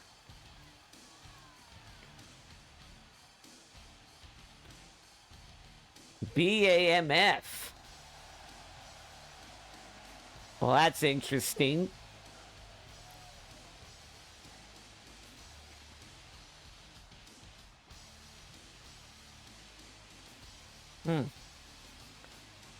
Big ass mountain female.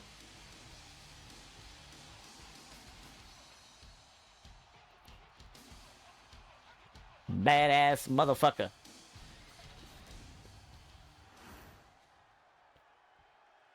The woman who holds the longest BTW championship reign in the history of the company. And picks up Lycanus. Hits her with a dude driver. These two are the only women who could really compare with each other size-wise and power-wise. There's no one else in the women's division who comes close to their size.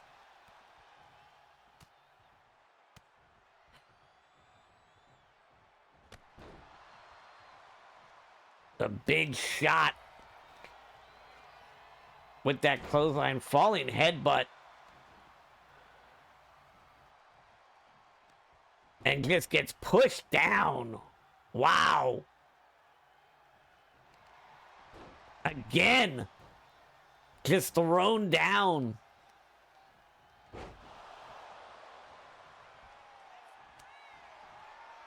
Big knife edge chop there.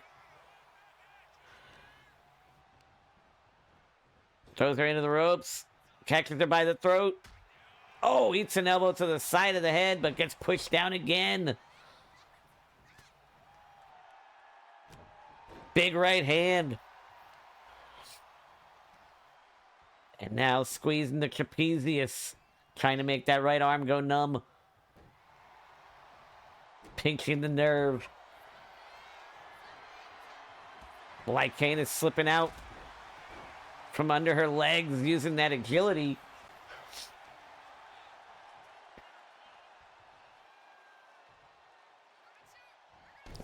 Supposedly, Lycanus is a legitimate werewolf. So that shocking athleticism for her size makes a little bit of sense, I guess. I don't think that's going to be enough. 1, 2. Not even a 2 count. Maybe she just wanted to gauge her. I don't know. And now the camo clutch locked in, but look at the power here. Able to slip out from under. And attacking the back of the knee.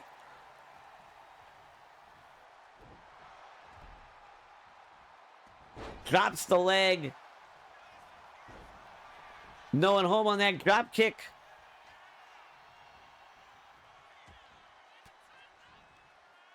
Like Kane is fighting her. Misses whatever she was going for there, but black hole slam connecting.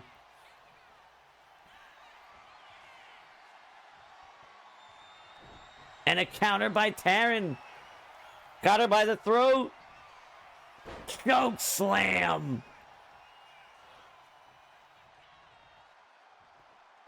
Lycanus kicks her off. And now choking Taryn. Both these two have hesitated after hitting a big move to gloat a little bit. And it has cost them. And a big clothesline. Taryn showing some agility of her own.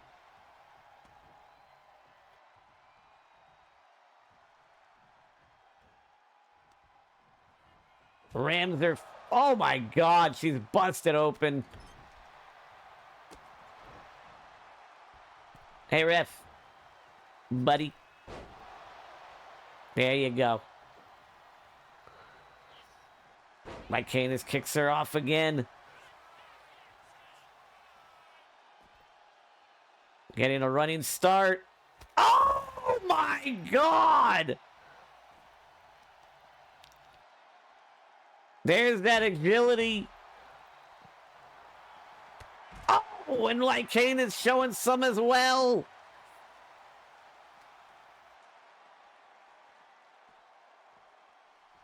Throws her into the ring.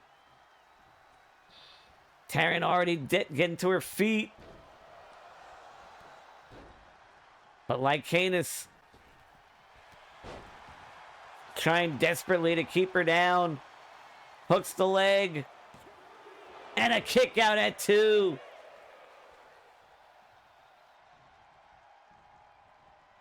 Look at that agility again. Oh!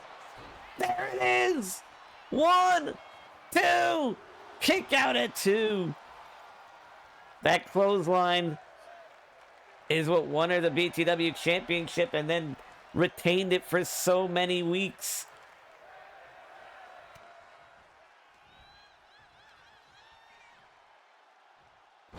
Big sidewalk slam. Again with the trapezius. Lycanus with a sweep. Working the body. Throws her into the ropes. Takes her down by the throat. Not quite a choke slam, but similar. And that one is a choke slam. Off the rebound. And a kick out at 2.5.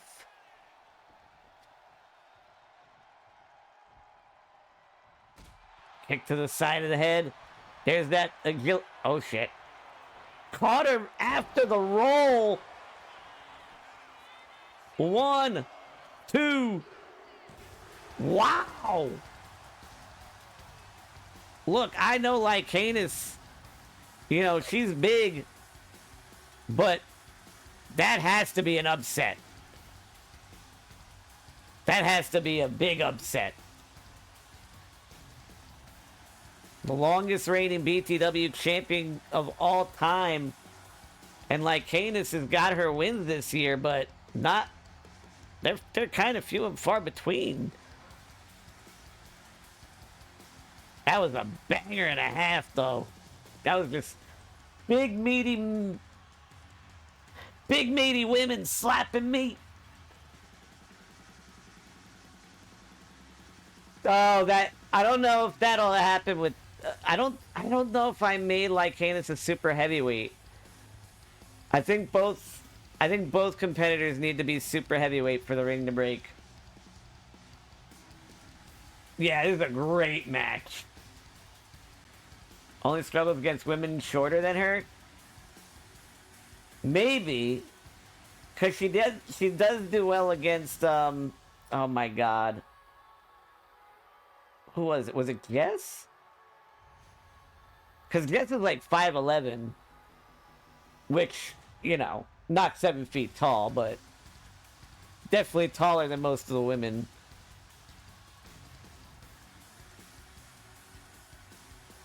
Big meaty women slapping tits. No! No! Wait, you only need one super heavyweight? I thought you needed two. That's right, she did well against Bogan. Revealed Rey Mysterio's face. Yeah. I never understood why he allowed that to happen, because a luchador, it's supposed to be like disgraceful to actually allow that to happen. I always question that, and I question even more how, like, whenever people would be like trying to rip his mask off after that, like in WWE, people would be like, "Oh my god, we're gonna finally see what he looks like. He could be hideous under there." I'm like, bro.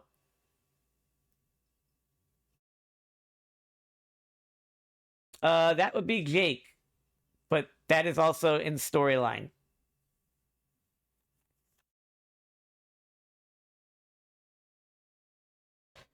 Venus would have won. I can test this theory.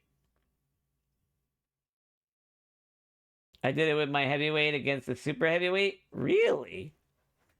Interesting. Well, then now I'm disappointed, because we've had so many matches with super heavyweights and no ring breaking. Did they remove it? Like, is that no longer in the game? Maybe that's what happened? Oh, wait, no, you said he did do it. Never mind. Duh.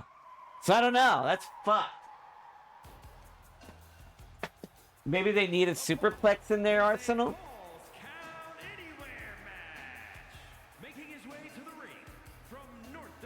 Or is it like a finisher thing? Someone said BAMF. WCW had most strange match gimmicks, a graveyard match, a junkyard match. Don't forget the, oh my god, what was it? On a forklift. Judy Bagwell. Judy Bagwell on a forklift match. Let's not forget that. The lunatic bastard. The head of the tables. Who seems to have returned to being cursed by tables. CJ Wrecked. Former BTW champion, 3-time hardcore champion. And has an opportunity with Billy Anderson to be tag team champion.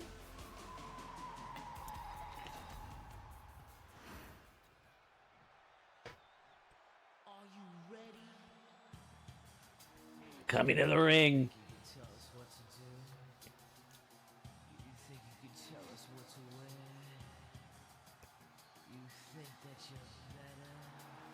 He is the Aussie icon, bringing the thunder from down under.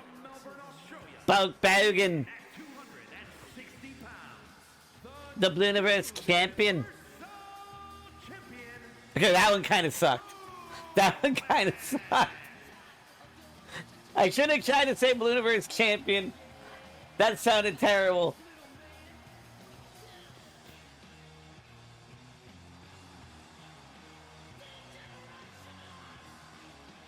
is the walking wrecking ball. If a cannon shot had arms and legs, Bulk Bogan would be what it looked like. And here we go. Oh, he went for a rolling elbow and beautiful crucifix by CJ. Wow. That was actually pretty slick. Look, CJ, I think a lot of people just kind of throw him in a barrel and be like, he's a brawler, he's a fighter, you know. CJ got some technical skills. CJ, he got some technical skills. You can't become BTW champion with just brawling alone. You gotta have some kind of actual wrestling ability. Oh, he went for a moonsault. But CJ rolled out of the way.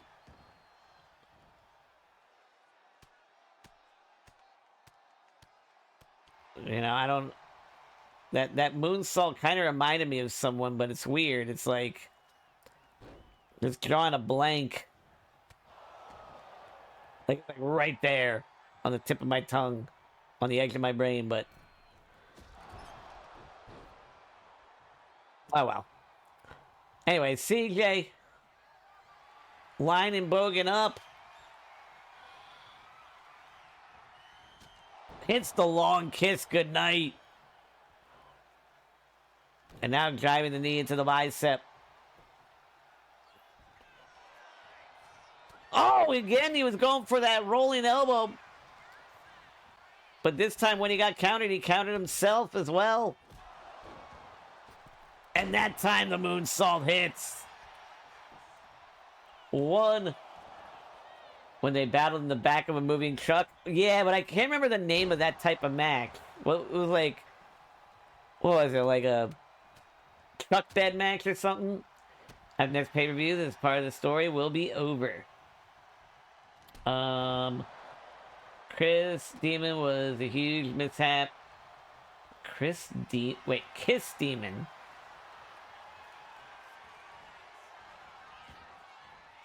Kiss Demon? I don't remember them. Yes. Yeah, no. Like, any title redemptions, the rule's always been like, the champion can't be in a storyline with somebody. And right now, Jake is definitely in one with Vinny.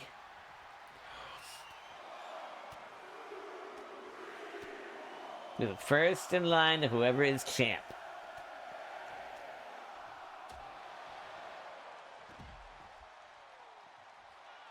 And Bogan rolling CJ over.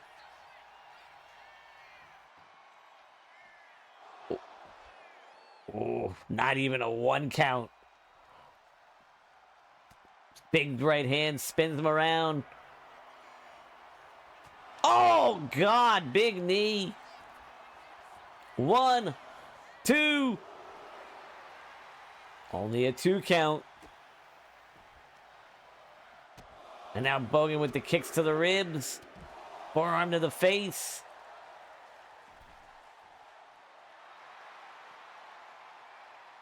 He's urging CJ to his feet. Uh-oh, what is this? Springboard moonsault. The big man is going aerial a lot in this match. Bringing out like a bit of a high-flying side to himself. And now the kendo stick. CJ, oh, Jesus! Face first into the announce table. But Bogan fighting out. Targeting the body and now the knee.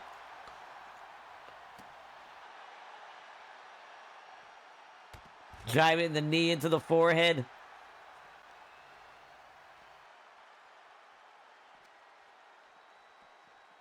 Throws CJ into the referee.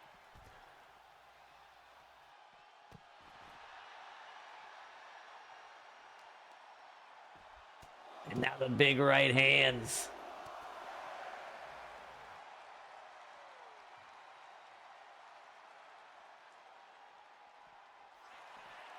Oh, they both went for the... Oh my God! Jesus! He hit the Vogue and boom! I've never seen anything like that! They both went for their own version of the Superman punch simultaneously on like 3 separate occasions. But it ends up being Bogan that gets the win. Wow. That almost looked choreographed. It was so perfectly timed on their part.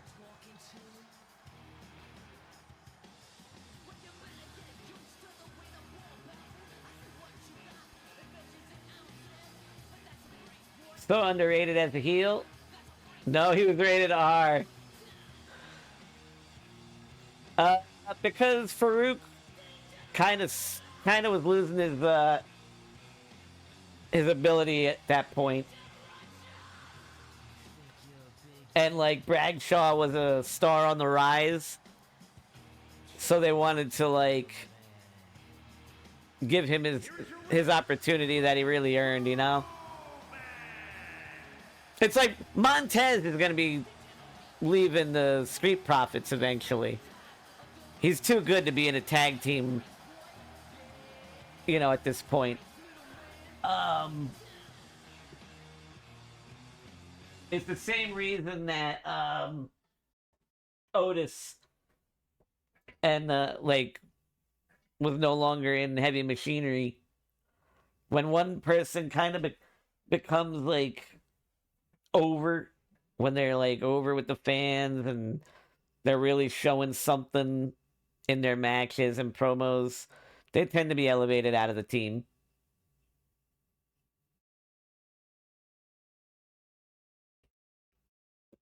This match has a lot of history here. You know, Johanna allegedly removed Venus's eye with a banana. So there's definitely animosity here.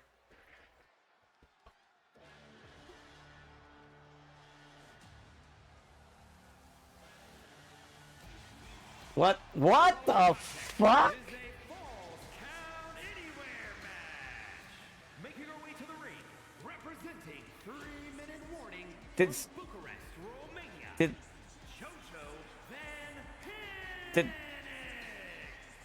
did someone dose Johanna's pre-match protein shake? What am I looking at right now?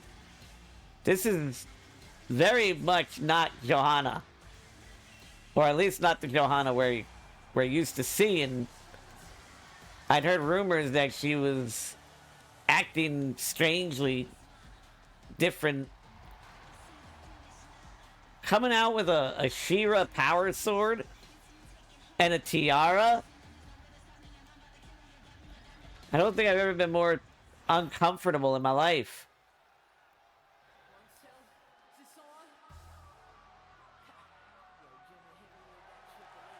And here comes the Scourge.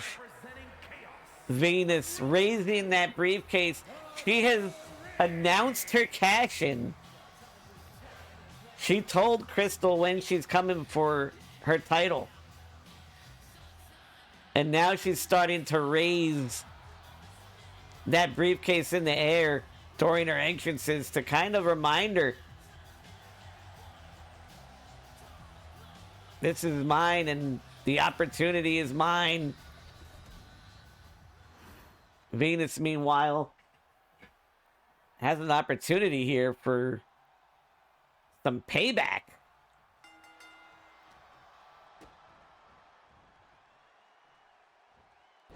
Pedigree by Johanna starting things off.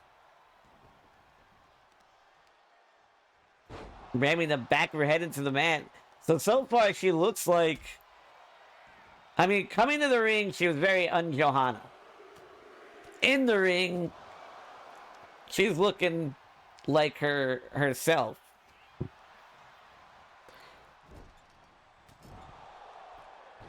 So I don't know if there's something psychiatric going on, or maybe it's just all instinct taking over. I don't know. All I know is Johanna in a dress was not on my bingo card. Bananas are the worst. Johanna would never. Crystal, maybe. She's the pretty princess of the party.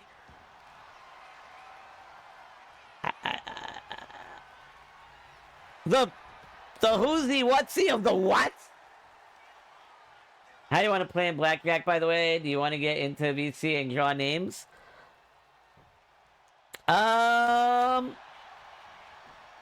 Do we want to do it that way, or are we going to do it at the pay-per-view?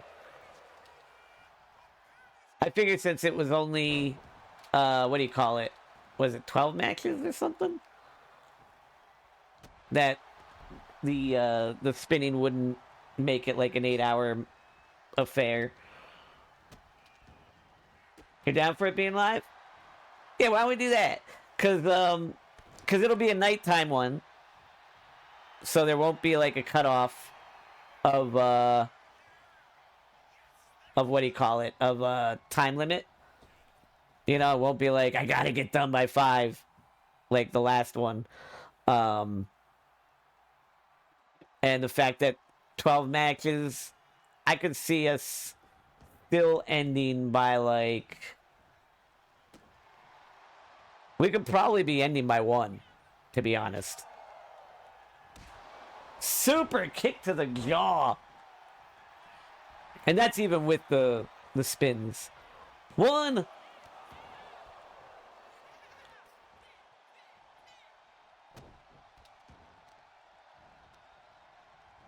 Oh, God. Gut-wrench power bomb. Wheel spin of doom. I'm excited, dude. I'm amped. Like, I'm amped for it. I love the idea.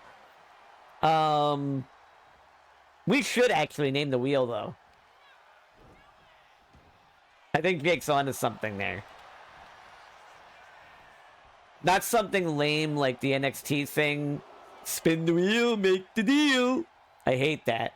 I hate it so much. The wrestling roulette wheel? The Eye of Venus. Oh, you're talking about the... Oh, never mind. I'm like, I don't think I want to name the wheel the Eye of Venus.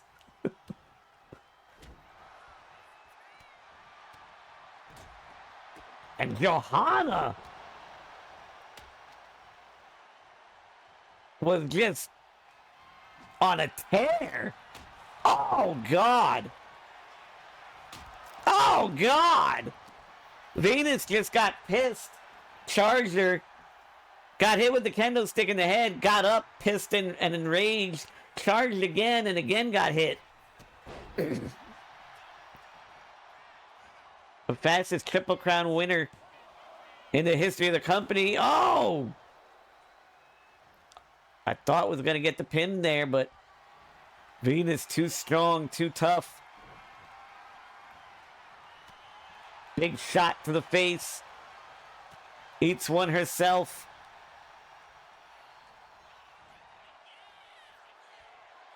Throws her into the ropes. Ducks the clothesline. Hits one of her own.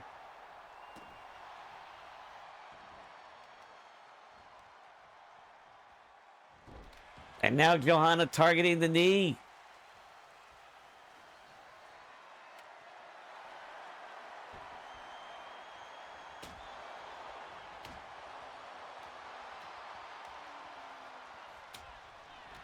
And Venus, oh! Went for a clothesline, but Johanna blocked it with a boot to the arm.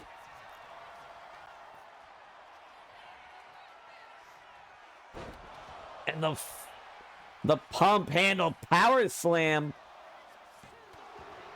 Kick out at 2. Oh, I fucking hate Ryback.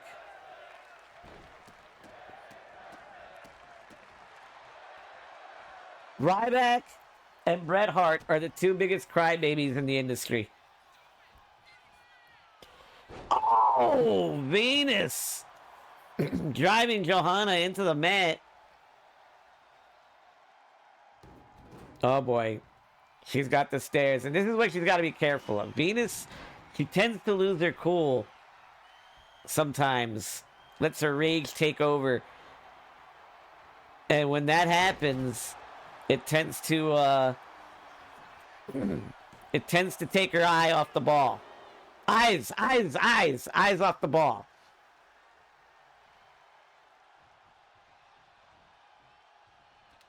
Kick to the midsection. Shot to the throat. Hooks the leg. 1, 2. And Johanna gets the win. Venus unable to get her payback. But she still has her shot at Crystal's championship on the horizon. And that could make up for everything if she's able to take her down. If not, losing to Johanna and Crystal might just make Venus a giant, uncontrollable ball of rage.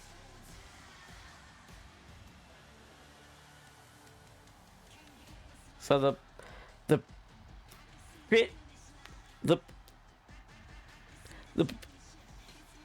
pretty princess of the party. God, that sounds awful in my mouth. With an impressive victory.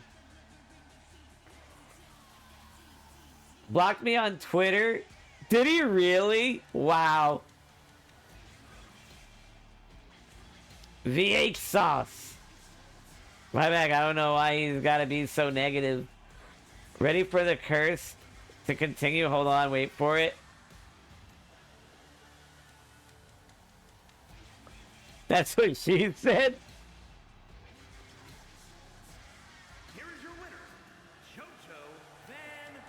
Oh, what the fuck?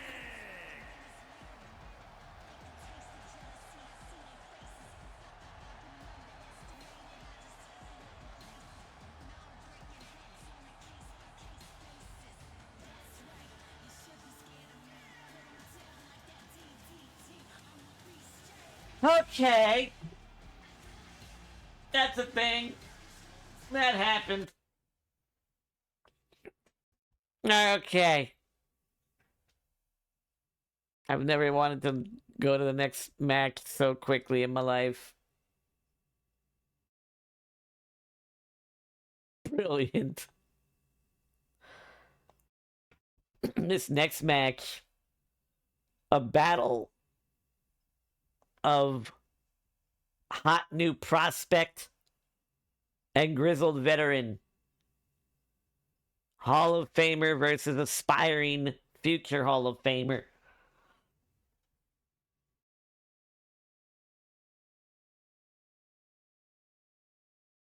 Wait, did I say Hall of Famer? Hopeful Hall of Famer. Definitely a lock for the Hall of Fame at some point, but not Hall of Famer yet. Can't get ahead of ourselves.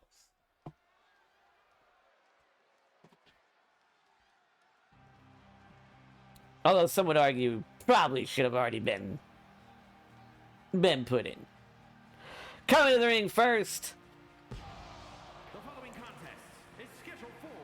This man is the living embodiment of an actual Spider-Man.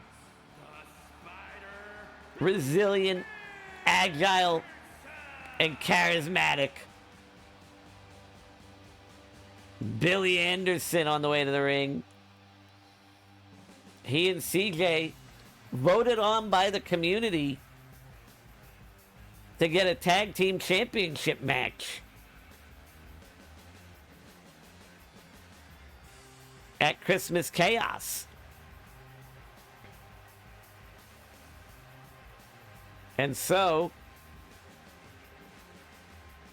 he could be walking out with gold for Christmas if he and CJ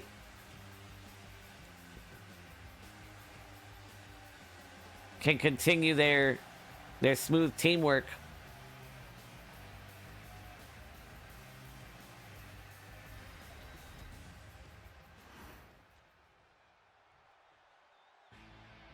And coming to the ring next,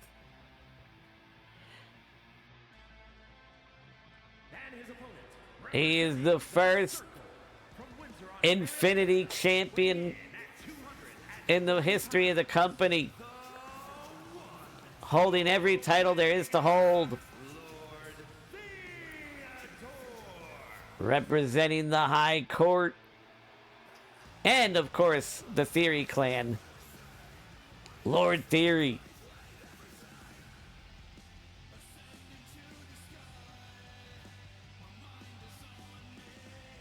Yeah, we've seen him with a bottle in his hand a little more than normal lately.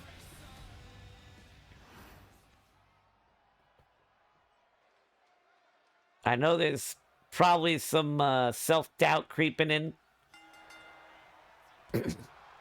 Oh, and right away,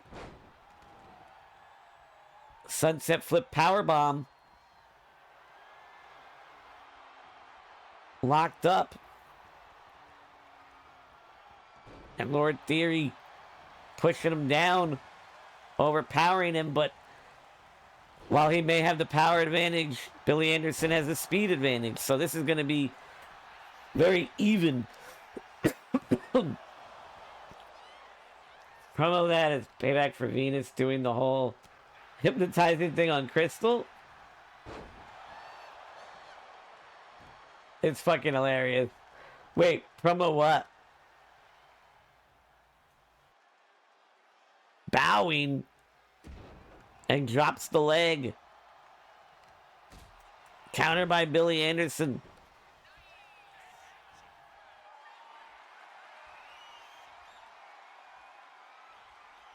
Locked up again, and this time Billy Anderson able to actually back Lord Theory into the corner. We get a clean break, but Billy Anderson puts him right back in the corner. Big bulldog. And kick to the ribs. Driving the knee into the bicep.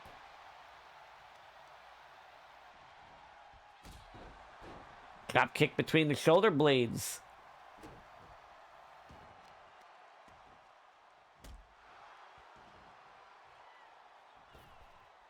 Where's Billy going now? Getting a running start outside. Hits a neck breaker.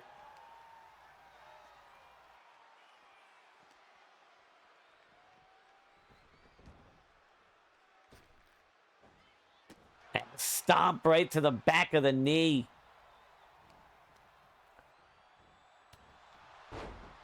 This is what Billy does well. When he gets the upper hand, he stays on you. He doesn't let up. And in the wrestling business, you have to do that. You cannot take your time and give your opponent a chance to breathe, recover, formulate a counter to what you're doing.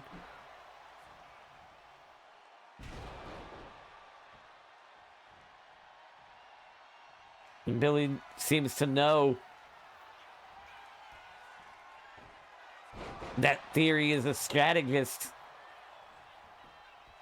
1, 2. Kick out at 2. Oh boy, he's coiled and ready. Oh my God, is that going to be enough? Oh, just able to kick out.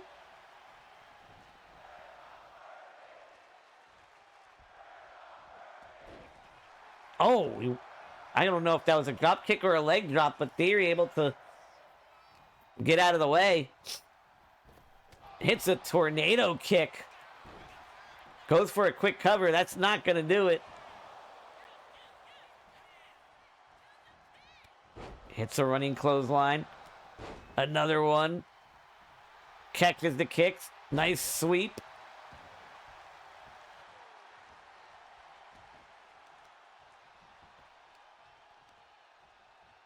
And pulls him up and over into the power slam.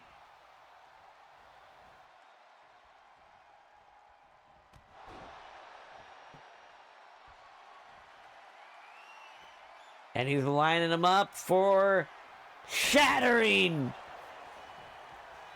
1, 2. Kick out at 2. Now trying to yank the arm out of the socket of Billy Anderson. Lord Theory has successfully grounded him for the moment. Oh, but gets caught with a knee. And now here comes Billy Anderson again. Rib buster connecting.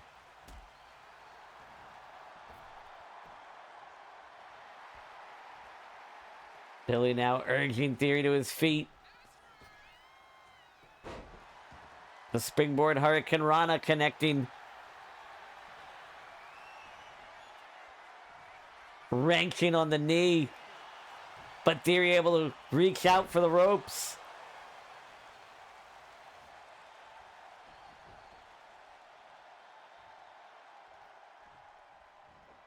Drop kick to the side of the head.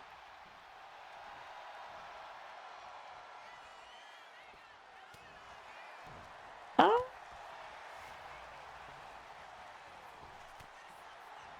There's some options, but I think they're at the end of the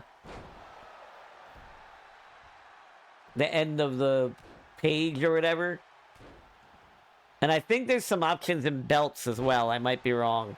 It's funny. I find a lot of things in belts, torso, attire or whatever, and neck attire that normally you wouldn't think of. Like, I'll be like, oh, they got some decent stuff in here.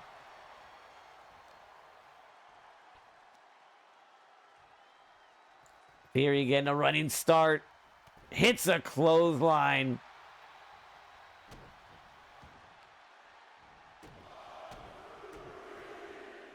And now just trying to beat up on Billy Anderson.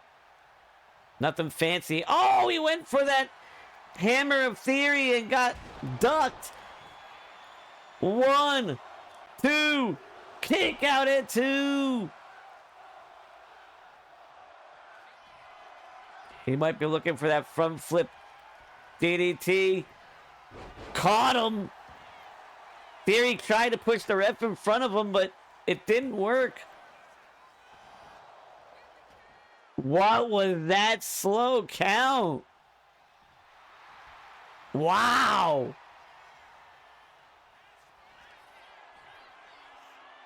Again.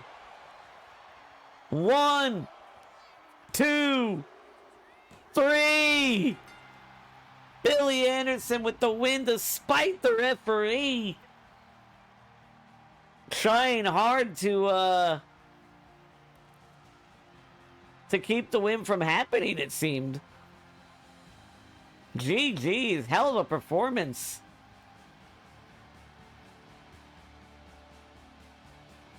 And that kind of momentum can only help going into their tag team title match. We'll see if CJ can get on a bit of momentum beforehand, but at the very least, Billy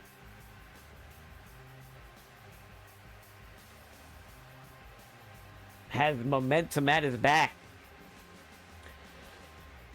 In 1995, I completely forgot about it. No one really cared about this run here. The match with Davey Boy Smith ending your house was so confused. Why make him a champion?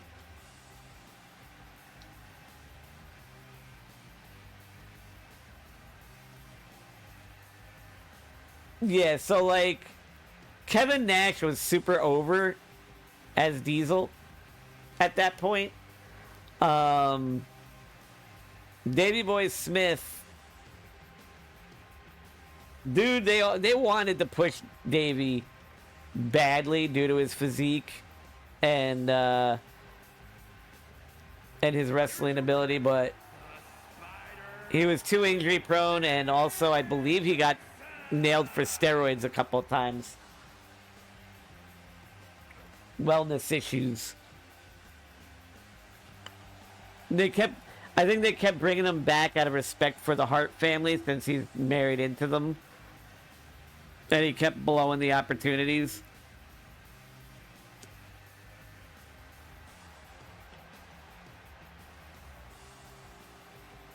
Davey Boy Smith was Jeff Hardy before Jeff Hardy. Heidenreich, oh my god. I will never, ever forget that promo with Michael Cole. So uncomfortable to watch.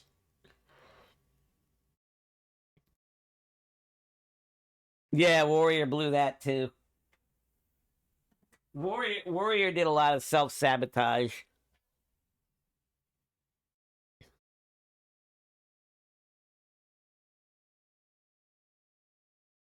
Tatanka, I kind of agree, but I'll be honest, I would have pushed Texas Tornado a little more than him. Just because, you know, that whole family is legendary.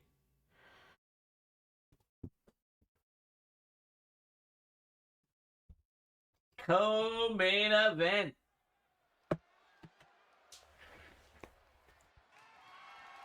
The following is an Extreme Rules match and is for the Hardcore Championship.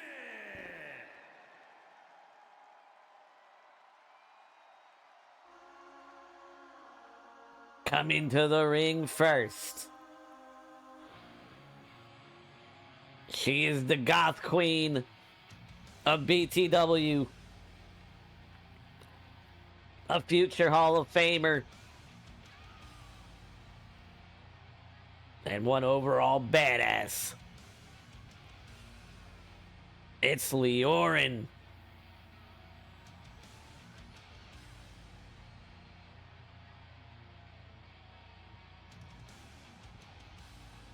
She's won the Blue Universe and BTW championships on more than one occasion each. Most decorated women's tag team of all time. One half of the most decorated women's tag team of all time.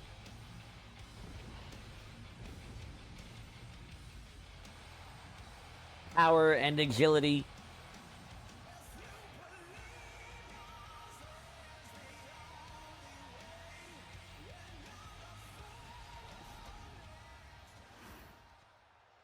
And on the way to the ring, representing Legacy, one of the four pillars of the women's division, and your reigning, defending hardcore champion, the Hall of Famer, Scooby.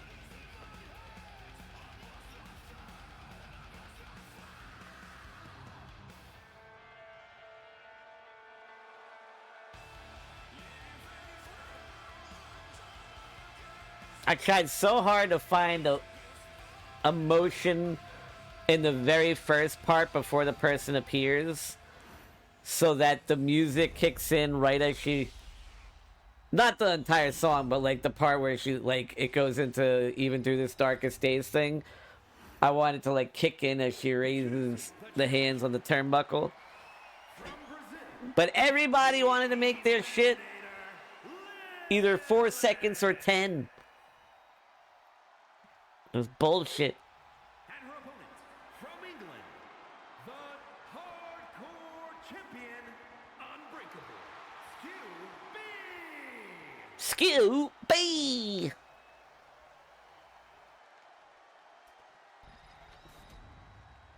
I had a pick taken. You got a pick taken with Texas Tornado? That's fucking sick. You lost it in a fire? No. She deserves this. Also, I have a question. I'll ask it in high court chat for you to check after stream, because it involves them too. I'm back, and I post my promo backstage. Hell yeah.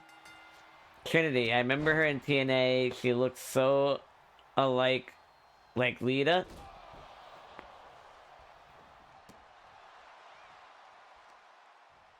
I don't know if I can remember Trinity. I was more of a Velvet Sky guy. Oh, kick to the head.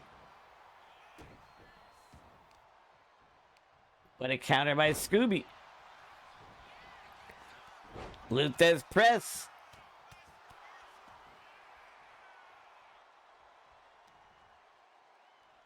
Now trying to break the elbow. Only Canadian I know is from Matrix. Oh, yeah.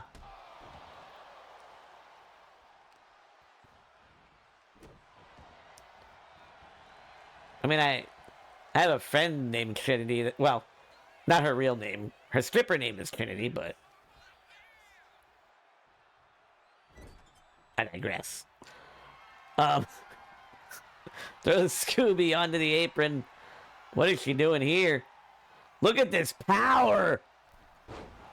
Deadlift Falcon Arrow. That is dead weight you are lifting while standing on ropes that are wobbling and moving underneath your feet. And now here comes Scooby with some offense. She got a trash can. Oh, Jesus!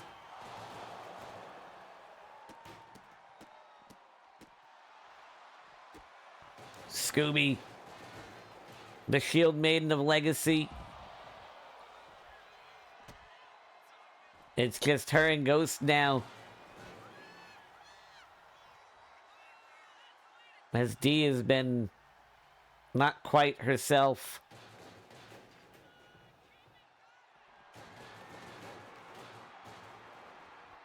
Throws Leorin into the steps.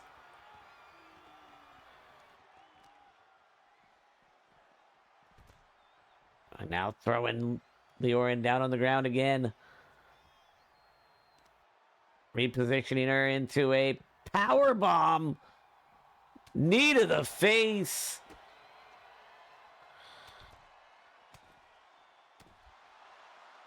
Big forearms. And the Impaler DDT, the Scooby Smack.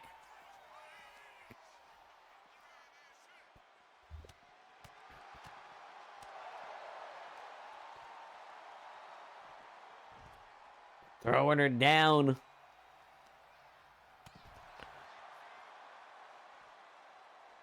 Pulling her to her feet. Leorin fighting her off, breaking her grip. Big boot to the face. And now Leorin looking for something under the ring. Oh my God. Scooby marched over there like a mother who just saw her child with a bottle of vodka.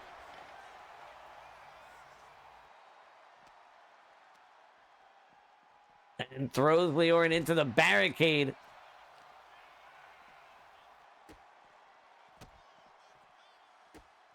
Kicks to the ribs and the side of the head. And now bending the fingers back. Driving the knees into the lower lumbar region. Yeah, I was hyped when they returned too. Of Matt Hardy, while he was never like Jeff, he did the job and made a career. Yeah. Yeah. It's sad because when they made that return, I was so hyped, and I was watching it with my buddy Devin, and I said to him, I go, this is so awesome. It's going to be sad when Jeff inevitably fucks it up. And he did. And I was so pissed. Because I always wanted him to have that one world title run that he, you know, that he could have had back when he had the No More Words theme song.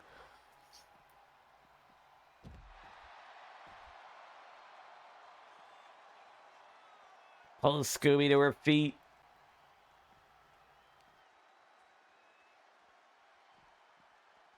Throws her back into the ring. And now she's lining Scooby up for something here. Oh, she went for the boot just like her man Vinny. Oh, the spear! The war spear connecting. And a kick out at 2. Finding her own niche. I think that's how you spell it. It is. It is. No More Words is, yeah. No More Words was actually BBD's theme song back in, I can't remember if it was 19 or 20 at one point. 3 times in his life. Sad times. But yeah, he changed. But he changed too late. You know what I mean? At least for career, singles career time anyway. Oh, he's, walls of Scooby locked in.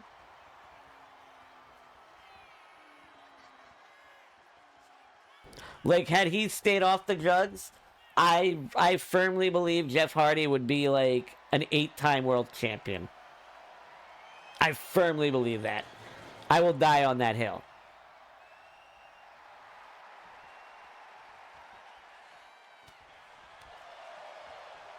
And a big clothesline.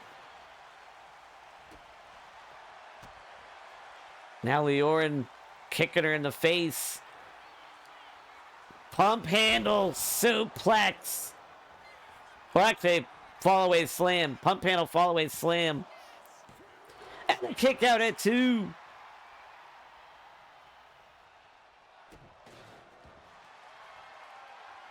Uh-oh. Leorin pulling on the spine and the neck. Scooby able to escape. Oh my God, look at this power. Just launches her. But Leorin firing up. Oh! Went for her own spear. And Scooby was ready for it. Release German suplex. 1, 2. Kick out at 2.5.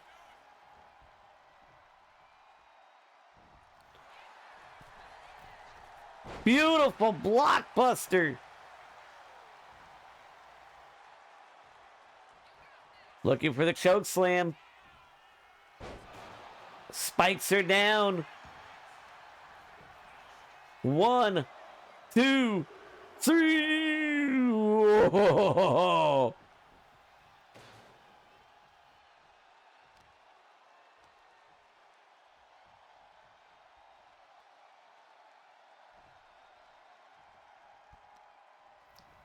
And now Leorin pulling Scooby up. Spins her around with a big right hand. Catches an elbow to the chin. Scooby looking for the twist of fate. 1, 2. Kick out at 2.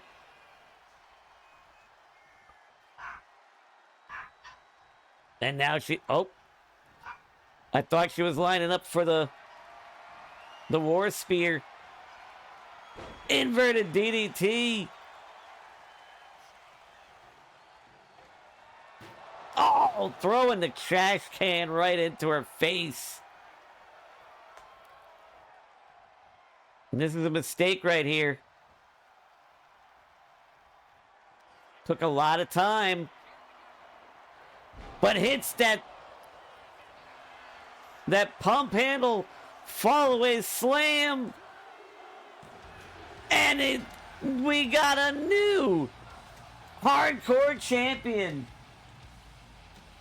As Leorin gets it done. GG's.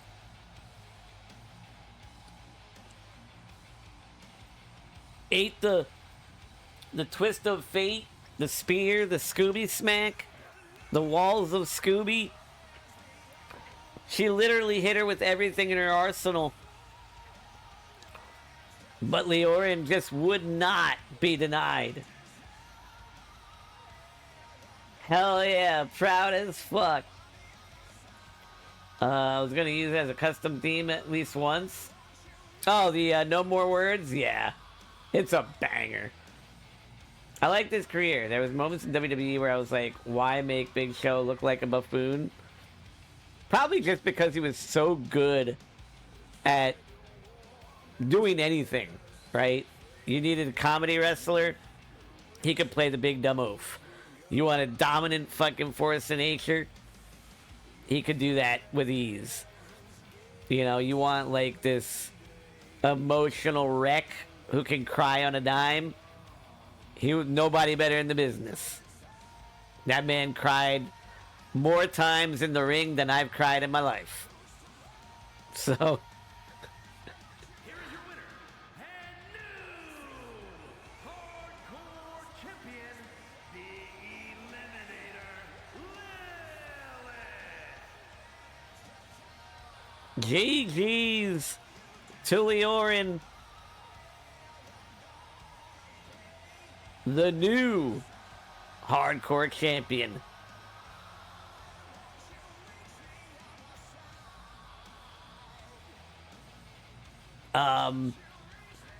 What was I gonna say? Oh yeah, I will say Big Show is the second greatest big man of all time. He was that good. He was that good. The only one better was Andre. Winty come out, No More Words. Though I don't think her motion would fit it. Yeah, that's true. Well, we could change her motion too for that one, you know, match or whatever. I've done that before for people where they're like, oh, just change my motion to match the song for the pay-per-view.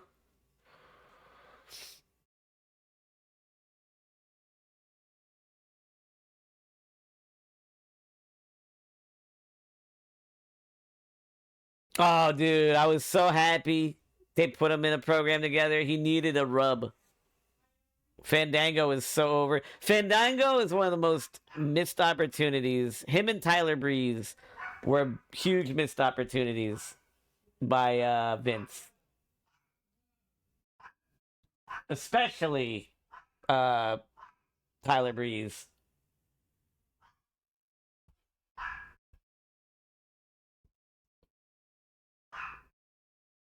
He could have been the biggest heel in the company.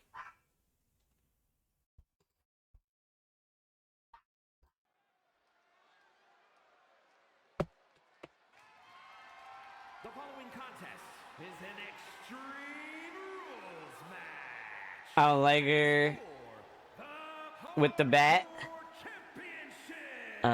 Lose the hardcore title again. Brad, hi, Dad. Missed opportunities. It's so often, what do people want? Everyone to win the world? No! They didn't even need to be champions necessarily. But, like, make them serious players. Especially Tyler Breeze. Like, they just threw him in random matches with Dolph, and that was it. On the way to the ring right now, representing the High Court, the sadistic strategist, Vinny Steelheart.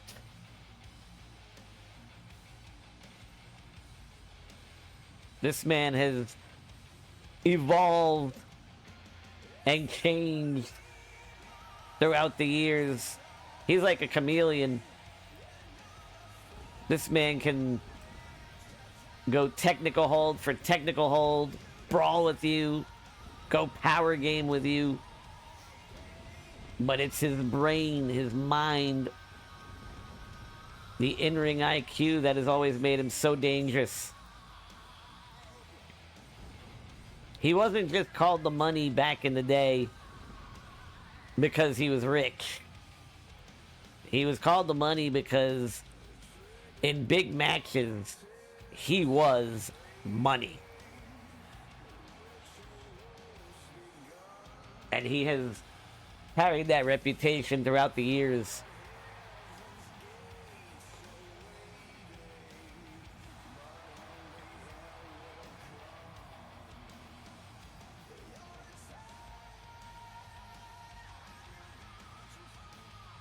The only singles title he has not held is the BAMF Championship. A title he has hunted since its inception.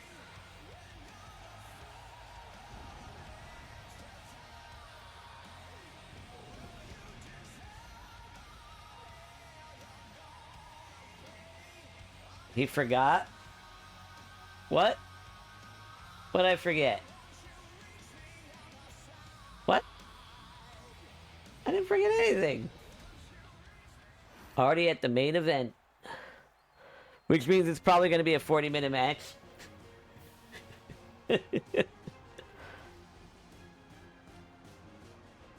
And coming to the ring as one half of the Party Lords. A man with a genetic makeup that you could say he's genetically engineered. Power, speed, agility, charisma. The man has the total package. He is your reigning, defending, hardcore champion, Lord Kennedy.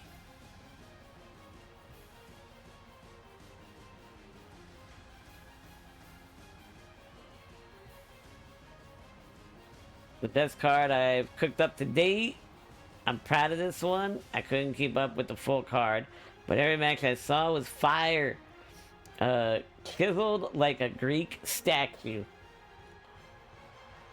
with abs of stone and a dick made of steel. I mean, what?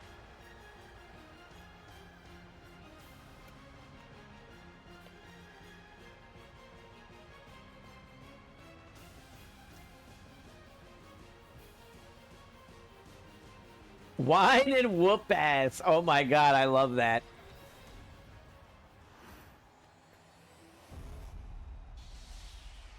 Wine and whoop ass.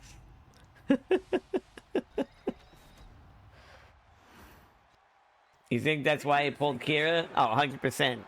Come on now. You think it's his personality? No. I kid.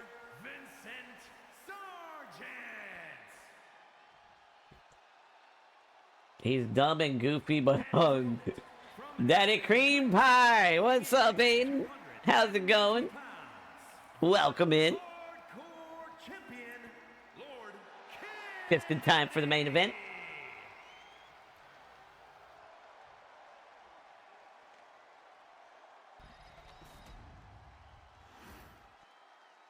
Picked Lord Kennedy up and carried him off, saying he belonged to her. I believe that, actually. I totally believe that. I figured it was either something like that, or they fought each other in like a fucking backyard brawl type company, and she was just like standing over him, pulls him up, and was like, "You belong to me now. You are my worthy mate. You will one day bear my line. We will make beautiful genetic freaks of children. 1, 2. Welcome back."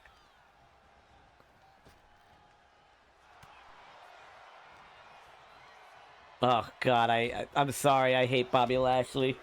I've never liked Bobby Lashley. I think he's a botch fest and a boring wrestler.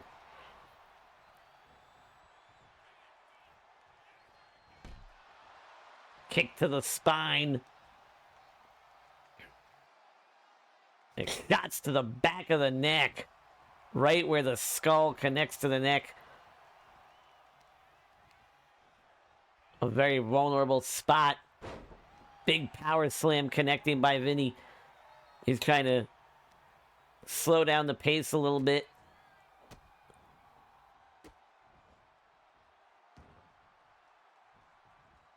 Wear the big man down.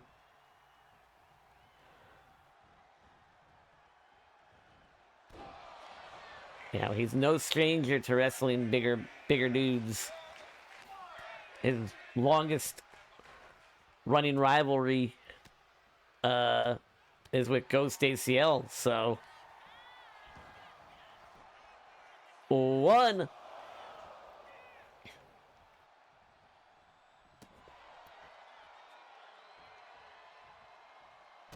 Another kick to the side of the head. Kennedy's right now has no opportunity to fight back. Vinny in firm control, hits the deep 6.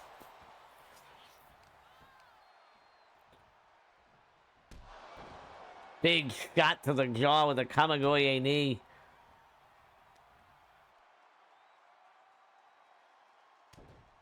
And again, the shots to the back of the neck. I've noticed lately that Kennedy employs a very dangerous tactic in his matches. And that tactic is basically, go ahead and hit me. I'm not going to try and reverse you. I'm just going to let you wear yourself out. And, you know, I don't know. That's a wise decision. Spinning TKO. Reversal by Vinny.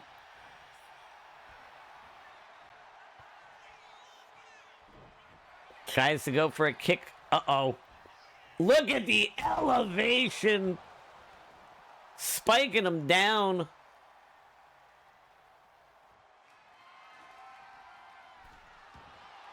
Oh, he's got a ladder. But Vinny was able to come up from behind. Oh, big boot in the back of his head may have smashed against the ladder. Oh my God! What's up, Chronic? Who's behind me? Off the fucking top. He jumped out of the ring. Your girl. I told her to, you know, not come out unless she put some clothes on. Hey, yo, that's what I'm saying. She didn't he was listen. absolutely flying. He should not be able to move like that. It was he did not have that in his bag last week. Off of Waterboog, yes. Well, he looks great in drag, man. I'm sorry, but Waterboog, you know, he can pull off a miniskirt like no one's business.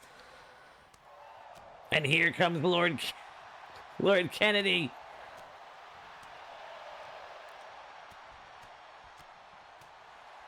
Just constant strikes. My God. Absolutely unleashed. I am not checking the ceiling. I'm not seeing water water, I'm boob. seeing water.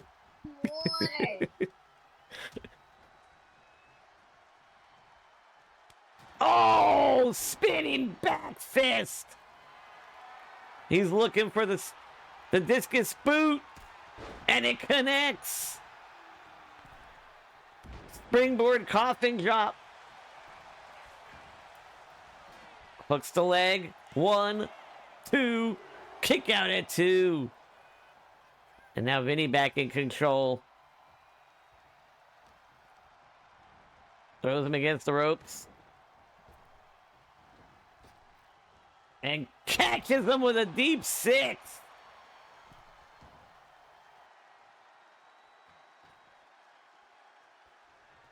He's looking for something under the ring here. Got a kendo stick. Why would... That is a very bad decision on Kennedy's part there. Dodges the knee. Wait a minute. Oh! God! On the steel frame of the table.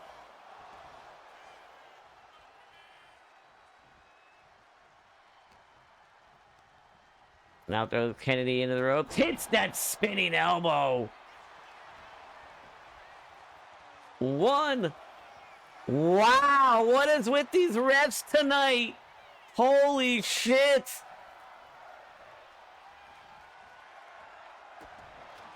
What was that?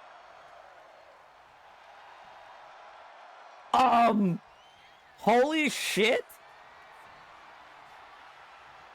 Never seen him use that.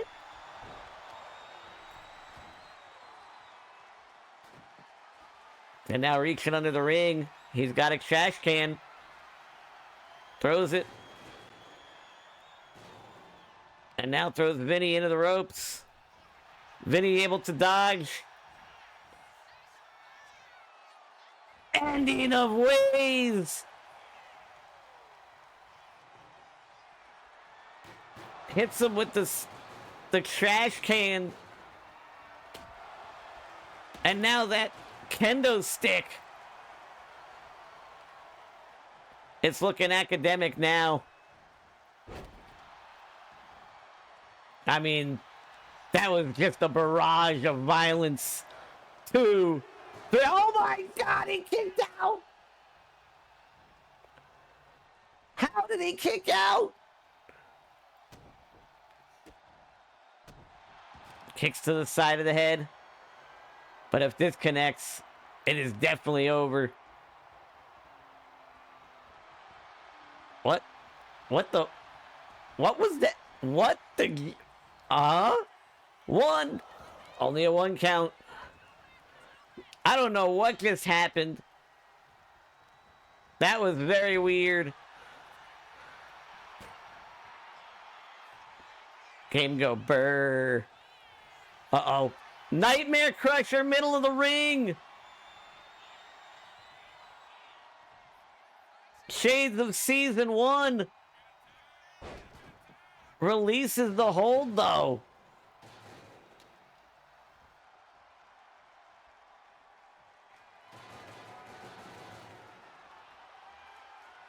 Is he going for it again? He's got it synced in again. And Lord Kennedy able to counter. Takes him down. And just, again, with a storm of violence.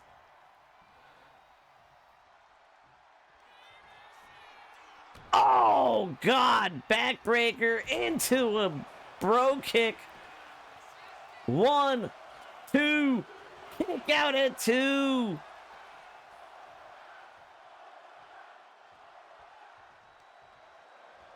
What is this? Oh, my God. Swings them almost into the trash can. And now getting the steel steps. Slides them in. But Vinny already up on his feet. Oh, Luthez press. And he's busted open. Jake wins.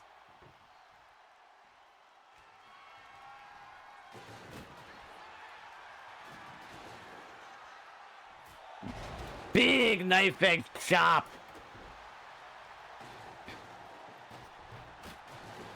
Avoids the table. Hey, what's up, sport? How's it going?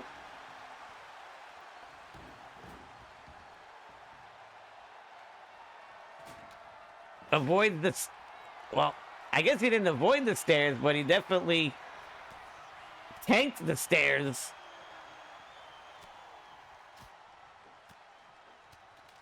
Unloads with this combo. Eats a boot to the face. Looking for Ride of Pain. It's over. Wait a minute. Vinny going for the steps. Slides him in.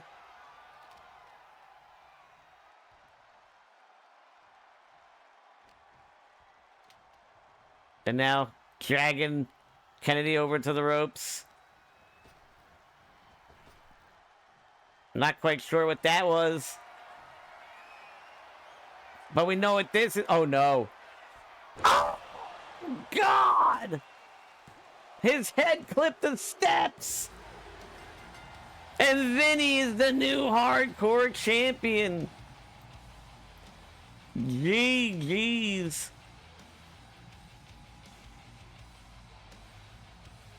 That had some of the weirdest moments I've seen to date. Promos again as well. I've missed them. Returning the favor. And what the fuck? Gee, that match was nuts. Yeah, that cooked. They gotta run that back. That was too good of a match. I'm down. I'm definitely down.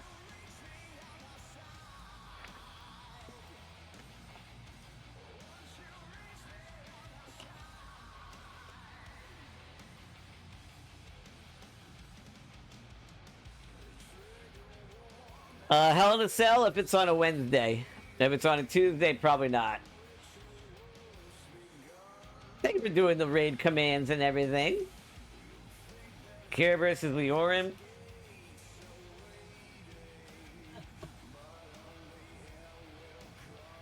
I got someone different in mind for the women's. Here is your winner and new hardcore champion, the GG's. These two men put each other through absolute hell. I'll tell you what I think the difference was. That was the first match, I think, all season that we've seen Vinny successfully apply the Nightmare Crusher. And he did it back to back. Now, it didn't get the tap out, but he held on to the hold for a while before releasing it. This was war. All right.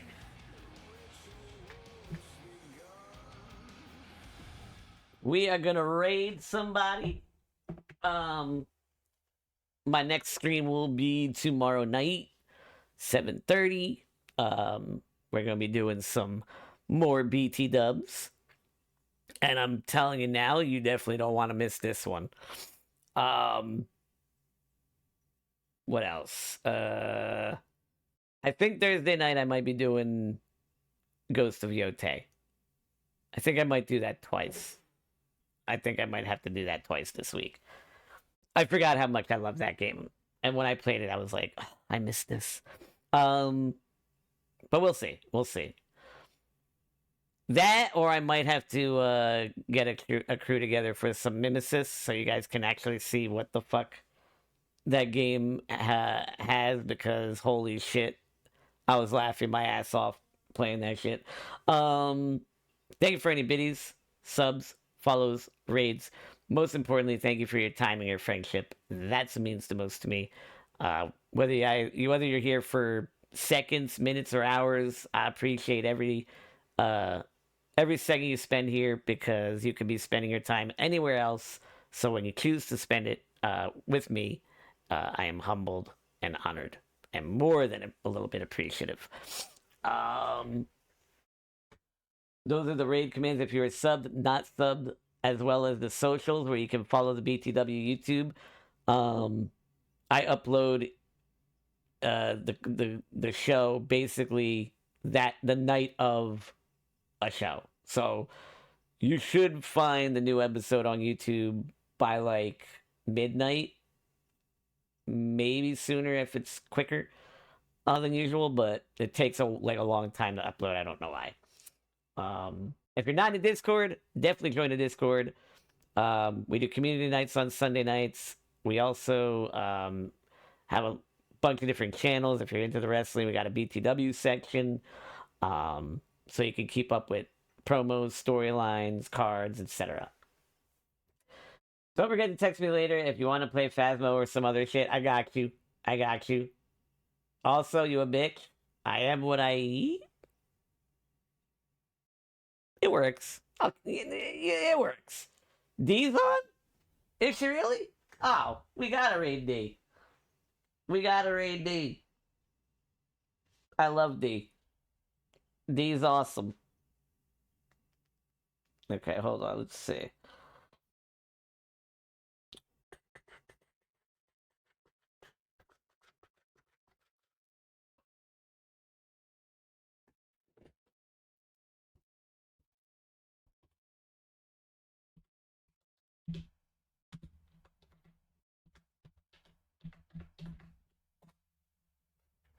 There we are. No, I don't love that D. I love D. Like D Marie. She's awesome. She's one of my friends. No, I only love your D, Aiden, because it tastes like salted caramel, okay? I told you this. The fact that you're making me say it on stream is kind of embarrassing, okay? Like, not cool, bro. Alright? You nicknamed D as a woman. You thought, thought you said that word? No. Not to me. I take pride in it. You're cheating on me, Blue. I knew it. Look, I needed a change. Okay, you don't even look me in the eye during lovemaking anymore. Okay, Storm. So, like, what do you want me to do? Right? I traded you in. I traded you in for an upgrade who will look me in the eye when I'm behind them clapping cheeks. Don't ask how they do it. He's very talented. You whip out your vibrator on stream. What the fuck do you mean? Alright. Love y'all. Thank you for exploring the Blue Universe with me. Let's go show some love to D. Marie. Bunch of fucking heathens.